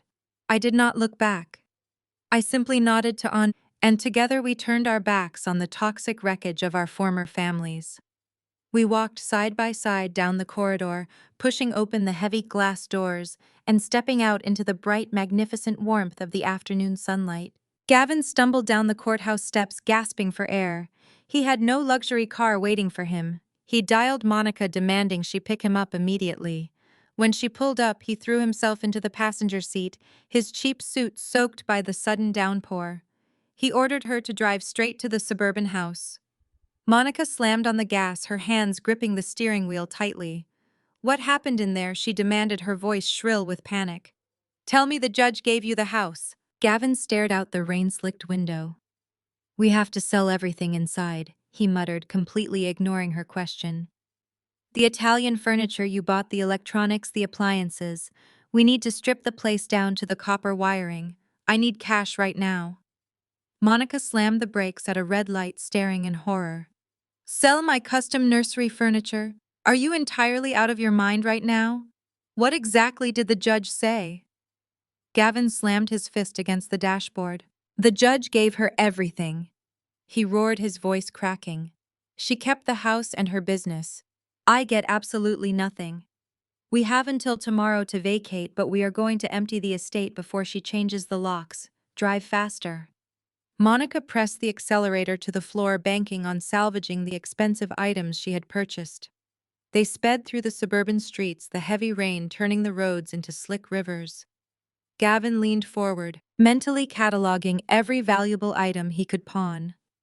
They turned the final corner onto their street, fully expecting to see the grand facade of their stolen kingdom. Instead, Monica slammed on the brakes so hard the rental car skidded sideways on the wet pavement. The driveway was completely barricaded. Positioned squarely at the entrance were two massive, heavily armed private security guards wearing dark tactical gear. The emblem of Horizon Logistics was stitched onto their broad shoulders. They stood like stone statues in the pouring rain. Behind them, a thick chain-link barricade had been stretched across the pristine concrete driveway. Gavin threw open the car door and sprinted into the freezing downpour. "You cannot do this!" he screamed, marching toward the barricade.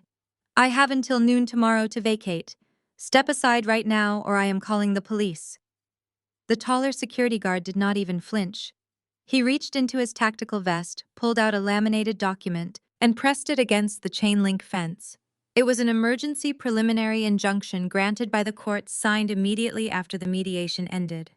It authorized Horizon Property Management to secure the premises instantly due to a credible threat of property damage. "The property is secured, sir," the guard stated, his voice a deep, emotionless rumble. "You have no legal authorization to cross this perimeter. Your personal belongings have been placed on public property. Have a safe evening." Gavin froze, the freezing rain plastering his hair to his forehead. He slowly turned his head to the right, looking down the length of the public sidewalk. Lined up along the muddy, flooded curb were dozens of cheap, flimsy cardboard boxes. The torrential rain was actively dissolving the cheap paper, causing the boxes to collapse and spill their contents directly into the muddy gutters. Gavin walked toward the debris in absolute shock. He saw his cheap suits, golf clubs, and plastic sales trophies dumped haphazardly into the wet dirt. Monica rushed up behind him, letting out a blood-curdling shriek of pure agony. Sitting in the center of the muddy grass, completely exposed to the relentless storm, was the disassembled pile of her custom-imported Italian nursery furniture. The expensive wood was soaking up the dirty water, completely ruined. Next to it, her counterfeit designer handbags and cheap cosmetics were spilling out of a torn, soggy box. "You promised me a mansion!" Monica screamed, her voice tearing through the quiet neighborhood. She spun around and shoved Gavin hard in the chest. "You told me you were wealthy. You told me you were a powerful provider. You are nothing. You do not own a house. You do not own a car. You do not even own the clothes on your back because Julia bought them all." Gavin stumbled backward into the mud, his cheap shoes sinking into the freezing sludge. "Monica, please," he begged, raising his hands in surrender. "We can fix this. I will get another loan. I will find a way to sue her." Monica let out a sharp, vicious laugh of absolute disgust. "Sue her with what money? You have a negative bank balance. Your credit is trashed. I lost my entire real estate career because my biggest client was actually your ex-wife. You dragged me into your pathetic fake life, and you ruined everything I had built." Gavin opened his mouth to defend his fragile pride, but he never got the chance. Monica stepped forward and delivered a devastating, violent slap directly across his face. The sharp crack echoed over the sound of the pouring rain. Gavin grabbed his stinging cheek, his eyes wide with shock. A bright yellow taxicab, likely dropping off a neighbor down the street, approached their position. Monica aggressively waved her arms, flagging the vehicle down.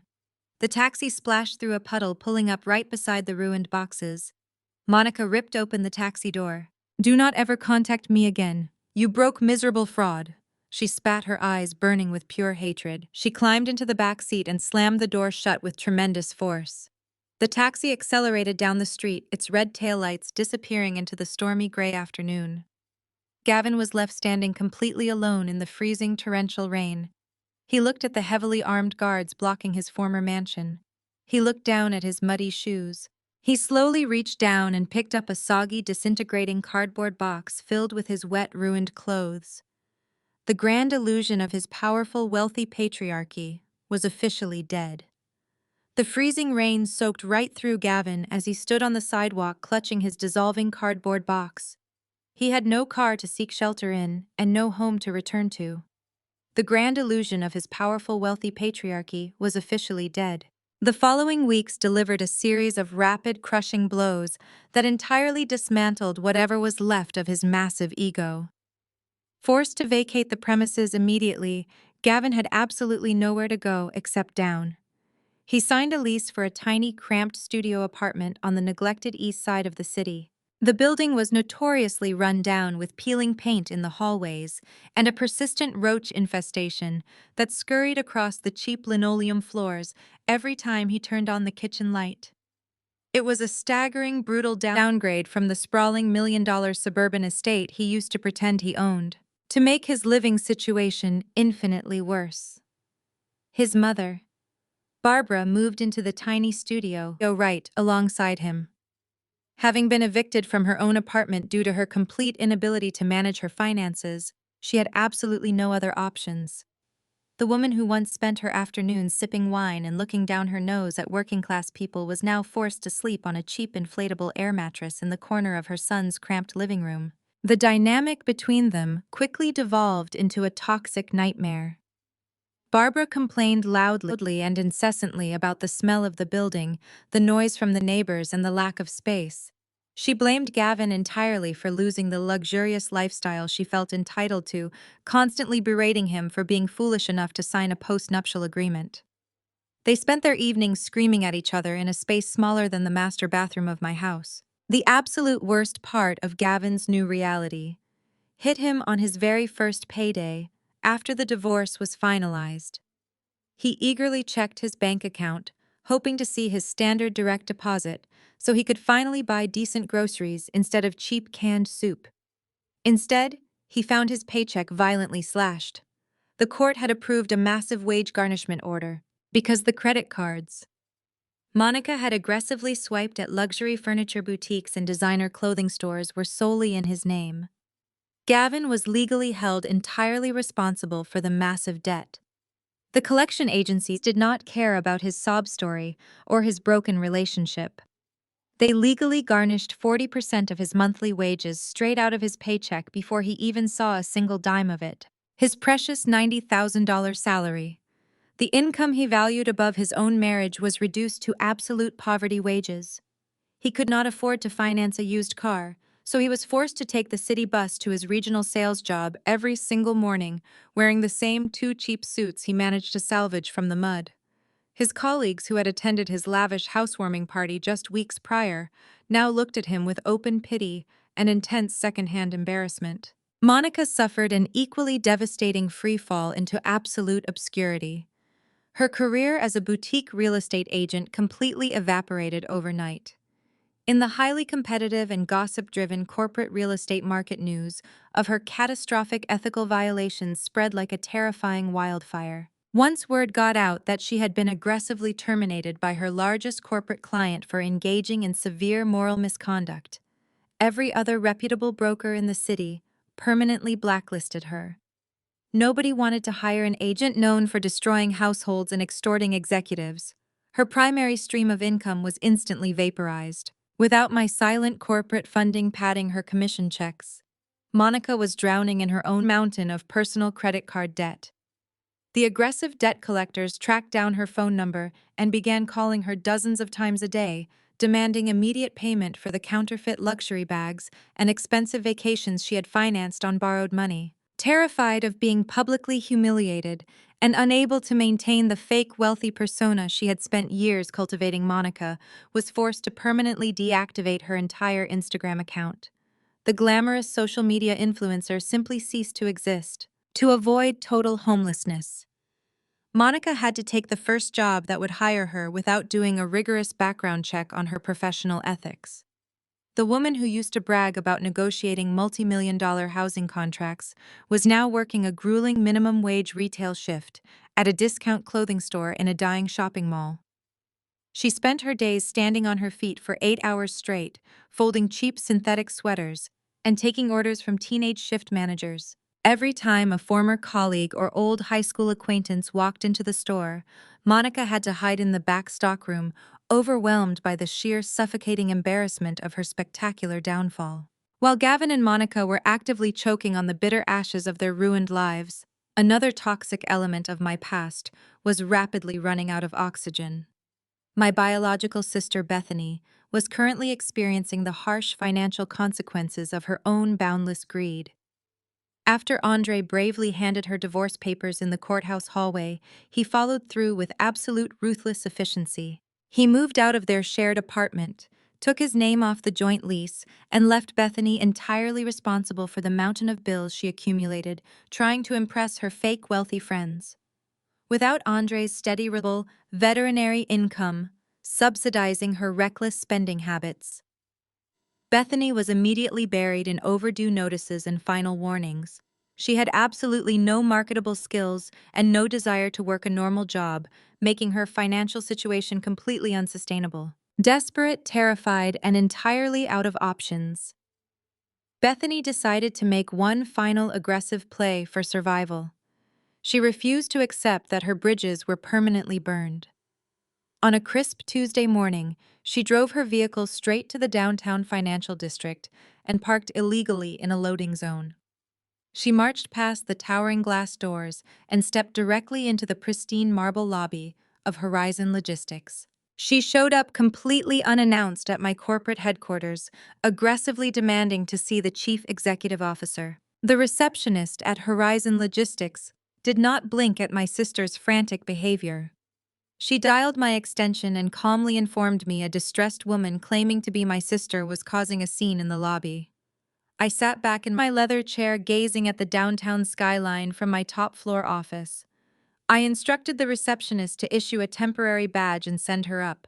I wanted to look her in the eye. The glass doors of my office slid open automatically. Bethany stepped hesitantly onto the plush carpet, her eyes darting wildly around the massive workspace. My office was a testament to the success she had mocked for years. It featured sleek chrome finishes and a massive multi-monitor command center. Bethany looked absolutely terrible. Her designer clothes were wrinkled, and the arrogant swagger she always carried had been entirely replaced by a pathetic, trembling desperation. She approached my desk, gripping her counterfeit handbag like a shield. Reaching the guest chair, she immediately burst into tears. They were not genuine tears of remorse. They were the calculated crocodile tears of a woman who had run out of options and desperately needed a new host. "Julia, please." Bethany sobbed, her voice cracking artificially as she slumped into the expensive leather guest chair. "You have to help me. Andre completely destroyed my life. He filed the divorce papers, canceled our joint credit cards, and left me with a mountain of debt. The bank is threatening to foreclose on my condominium. I have absolutely nothing left. I am entirely broke and I do not know how to survive." I kept my hands folded neatly on my desk, my expression perfectly neutral. I did not offer her a tissue or a single word of comfort. I just let her cry, watching her desperate performance with cold, analytical detachment. "I know I said some harsh things on Thanksgiving," Bethany continued, wiping her eyes. "But you have to understand the pressure I was under. I was projecting my insecurities onto you. We are blood, Julia. Family has to stick together. I saw the magazine articles about your company. I know you are expanding operations. I need a job. I need a high-paying management position here at your headquarters. We can keep the wealth in the family. Just give me a senior title and a corporate salary, and I will be your most loyal employee." I stared at her, marveling at the sheer delusion it took to walk into the corporate empire of the woman she had mercilessly degraded and demand an executive salary. She actually believed the biological tie we shared would somehow override years of vicious cruelty. She thought she could simply cash in her sister card and instantly inherit a six-figure corporate lifestyle without possessing a single marketable skill. I leaned forward, resting my forearms on the polished glass surface of my desk. I looked directly into her tear-filled eyes, completely immune to her manipulation. "You want a management position?" I asked, my voice dangerously soft and perfectly calm. "Yes." Bethany nodded eagerly, a sudden spark of greedy hope lighting up her desperate face. "I can manage your teams. I have great social skills. I can represent your brand." I smiled, a sharp, freezing expression that made her hopeful smile falter instantly. I tapped my manicured fingernail against the pristine glass desk. "Let me remind you of the exact words you screamed in my face on Thanksgiving night while I was being kicked out into the cold. You told me to stop acting like a victim. You told me my sweatpants and laptop made me a dead weight.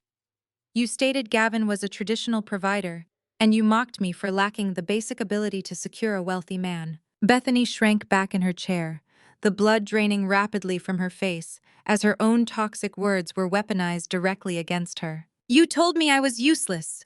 I continued, my voice rising with absolute, unshakable authority. "Well, Bethany, my multi-million-dollar logistics company does not have room for people who only care about appearances and lack actual skills. We do not hire materialistic hypocrites who mistake buying designer handbags for actual financial literacy. You have zero corporate experience, zero business acumen, and zero loyalty. You are a liability, not an asset. Julia, please, you cannot do this. Bethany pleaded, her fake tears turning into genuine panic. I will starve out there. Then I suggest you follow your own brilliant advice, I replied, staring her down with unrelenting severity. Go find a provider. I reached across my desk and pressed the silver security button integrated into my digital console. Less than 10 seconds later, two burly uniformed security guards strode purposefully into my glass office. They flanked Bethany's chair, their expressions completely stony. Escort this woman out of the building, I ordered, turning my attention back to the glowing monitors on my desk. If she ever attempts to enter this property again, call the police and have her arrested for trespassing. The guards grabbed Bethany by the arms, hauling her out of the leather chair. She immediately began screaming, kicking her legs and thrashing violently against their grip.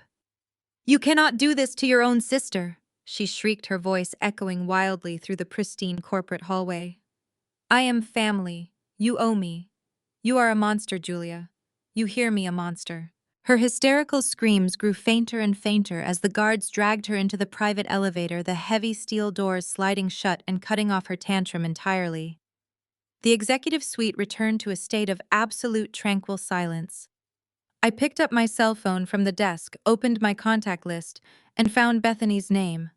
With one swift, highly satisfying tap of my finger, I selected the block option. I permanently severed the very last toxic tie to my past, officially securing my absolute peace. The absolute peace I secured that afternoon in my office became the permanent foundation of my new reality. 6 months evaporated in a whirlwind of unprecedented corporate expansion and personal liberation.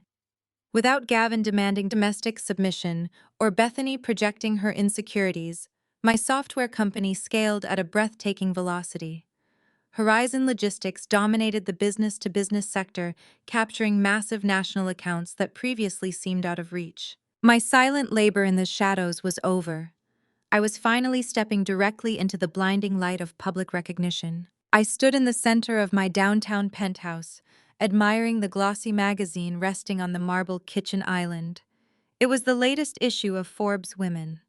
Staring back at me from the cover was a portrait of myself wearing a sharp green power suit, arms crossed, radiating absolute authority. The bold headline beneath my boots read, "The Supply Chain Visionary Revolutionizing Global Tech." There was no mention of a husband. There was no mention of a supportive family. It was a testament to an empire built on grit and the strategic removal of toxic liabilities. Tonight I was hosting an intimate, highly exclusive dinner party to celebrate the publication. I hired a private chef to prepare a 5-course tasting menu, filling the penthouse with rich aromas of roasted garlic and seared beef. It was a deliberate, poetic contrast to the miserable Thanksgiving turkey dinner, where Gavin had so foolishly tossed those divorce papers onto my plate. The private elevator chimed softly, signaling the arrival of my first guest. Mr. Donovan stepped into the penthouse, handing his tailored wool coat to the attendant. My veteran divorce attorney had evolved over the past 6 months from a legal shark into a trusted, invaluable corporate mentor. He walked over to the marble island, picked up the Forbes magazine, and let out a warm, booming laugh of pure approval. You look like a woman who could buy a dozen mediocre regional sales managers before breakfast, Mr. Donovan joked, raising his glass in a toast. I have to admit, Julia, watching you systematically dismantle that arrogant fool in mediation was the absolute highlight of my 30-year legal career. But seeing you thrive like this is even better. I clinked my glass against his, smiling with genuine gratitude. I could not have executed that trap without your flawless timing, I replied. You let him dig his own grave with that post-nuptial agreement, and you handed him the shovel with a smile. The elevator chimed again, and Andre walked into the sprawling living space. My former brother-in-law looked completely transformed. The heavy, exhausted tension he used to carry in his shoulders during his marriage to Bethany was entirely gone. He wore a crisp navy blazer that perfectly complemented his dark skin, his eyes bright with renewed energy. As a highly skilled African-American veterinarian, he poured his freedom into his true passion. Without Bethany draining his bank accounts to fund her counterfeit luxury lifestyle, Andre had successfully opened his very own state-of-the-art veterinary clinic in a prime urban neighborhood. Andre pulled me into a tight, genuine hug, lifting me slightly off the floor. "Look at you on the cover of Forbes," he beamed, setting me down and grabbing a glass of wine from a passing tray. "I always knew you were the genius in that family. I just opened my second surgical suite at the clinic today. Business is booming, my credit score is flawless, and I have not heard a single complaint about designer handbags in 6 entire months. Freedom looks incredibly good on both of us." I raised my glass to him, thrilled to see a good man finally reaping the rewards of his own hard work. "We shed the leeches, Andre," I said firmly. "Now we get to keep our blood." Over the next hour, the rest of my guests arrived. I curated a new inner circle consisting of brilliant, ruthlessly supportive women. There was Carmen, a venture capitalist, who specialized in funding female-led startups. Beside her was Michelle, the chief executive officer of a cybersecurity firm who had navigated her own brutal divorce years prior. We sat around the massive dining table, the floor-to-ceiling windows displaying the glittering, majestic expanse of the city skyline below us. The conversation flowed with an effortless, intoxicating brilliance. We discussed global market trends, aggressive investment strategies, and corporate acquisitions. Nobody was bragging about a pathetic $90,000 salary. Nobody was performing the toxic patriarchal posturing that used to suffocate my daily life. There were no fragile male egos requiring constant, exhausting validation. There were no backhanded compliments from a bitter sister or condescending advice from an elitist mother-in-law. I sat back in my velvet dining chair, letting the symphony of intelligent, supportive laughter wash over me. I looked at Mr. Donovan, who was happily debating corporate tax law with Carmen. I looked at Andre, who was showing Michelle photos of the rescue dogs he rehabilitated at his new clinic. I looked at the stunning life I had cultivated by simply refusing to shrink myself to fit into Gavin's tiny worldview. A profound, crystal-clear realization settled deep into my bones. For 7 years, I thought I was simply enduring a difficult marriage to a flawed man. I thought the anxiety and the constant need to hide my success were just standard sacrifices required to maintain a household. But looking at the vibrant, thriving reality surrounding me, the truth became undeniable. I did not just lose a husband that freezing November night. I did not just lose a fake best friend or a jealous sister. I had surgically excised a malignant tumor that was actively feeding on my energy and sanity. I had cut out the rot and the healthy tissue was finally blooming. As the private chef brought out the final dessert course, I felt a deep, radiating surge of absolute power. I was not a victim. I was the architect of my own flawless liberation. The last of the laughter faded as the private elevator doors glided shut, carrying my brilliant new inner circle down to the bustling city streets below. The penthouse fell into a profound, luxurious silence. I walked back through the expansive living space, the faint scent of roasted garlic and expensive red wine lingering in the air.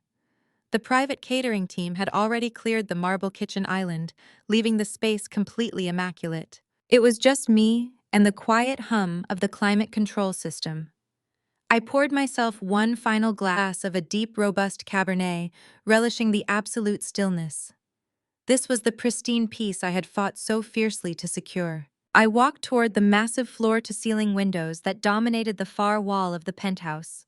I pressed my palm against the cool glass, feeling the slight chill of the night air radiating from the outside world. With a smooth, practiced motion, I unlatched the heavy sliding door and stepped out onto the expansive glass balcony. The crisp wind immediately whipped through my hair, but the cold felt incredibly refreshing against my heated skin. I leaned my forearms against the reinforced glass railing and looked down. The city lights stretched out beneath me like a glittering, endless ocean of electricity and ambition. Tiny headlights moved along the arteries of the metropolis, millions of people living their lives completely unaware of the absolute triumph I had just secured high above them. Taking a slow, deliberate sip of my wine, I let my mind wander back over the entire journey. It felt like a lifetime had passed since that suffocating Thanksgiving dinner. The memory of Gavin tossing that gravy-stained manila folder onto my plate felt like a scene from a movie starring a completely different person. I thought about the sheer, unadulterated panic that must have gripped him when the judge slammed that wooden gavel down, permanently enforcing the very contract Gavin had used to try and trap me. I thought about Monica stripped of her fake luxury standing in the freezing mud next to ruined Italian nursery furniture while a taxi carried her away from the wreckage of her own making. I thought about my biological sister screaming as armed security escorted her out of my corporate lobby, finally facing the harsh real world without an enabler to drain. And I thought about Barbara, trapped in a roach-infested studio apartment choking on the very poverty she used to mock with such cruel delight. The profound beauty of this outcome was rooted entirely in its precise execution. I did not have to resort to a single illegal tactic. I did not have to hire shady private investigators to plant tracking devices or hack into personal cell phones. I did not have to throw a hysterical fit shatter fine china or drag anyone by their hair across a restaurant floor. I never raised my voice in anger. I never threw a single punch. The sweetest, most absolute revenge was simply allowing arrogant, greedy people to dig their own graves using the very legal documents they designed to destroy me. Gavin was so fiercely protective of his mediocre regional management salary that he weaponized the legal system against his own wife. He built a financial guillotine, placed his own head on the block, and handed me the rope. All I had to do was let go. They operated on a fundamental flaw in their programming. They genuinely believed that because I chose comfort over couture and silence over boasting, I was inherently weak. They confused my lack of ego with a lack of intelligence. They looked at my baggy gray sweatpants and messy hair and saw a subservient, uneducated housewife who desperately needed to be rescued, managed, and controlled. They never bothered to look closer. They never bothered to ask questions about the long hours I spent staring at my glowing screens.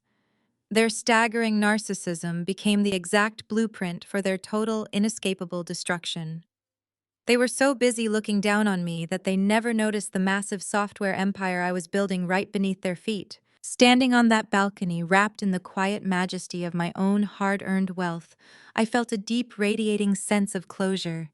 The wind ruffled the collar of my designer suit, carrying away the last lingering ghosts of my past. I took one final, lingering look at the sprawling city skyline. I owned my space in it. I owned my company, my assets, and my future. I had built a fortress that no deceitful partner, no treacherous friend, and no toxic family member could ever breach again. I raised my crystal glass to the glittering skyline, offering a silent, triumphant toast to the incredible power of strategic patience. I had played the long game, and I had won everything without compromising my dignity. Never underestimate a woman sitting quietly in sweatpants typing on a laptop. Sometimes her silence isn't submission. It's her calculating the exact trajectory of your downfall.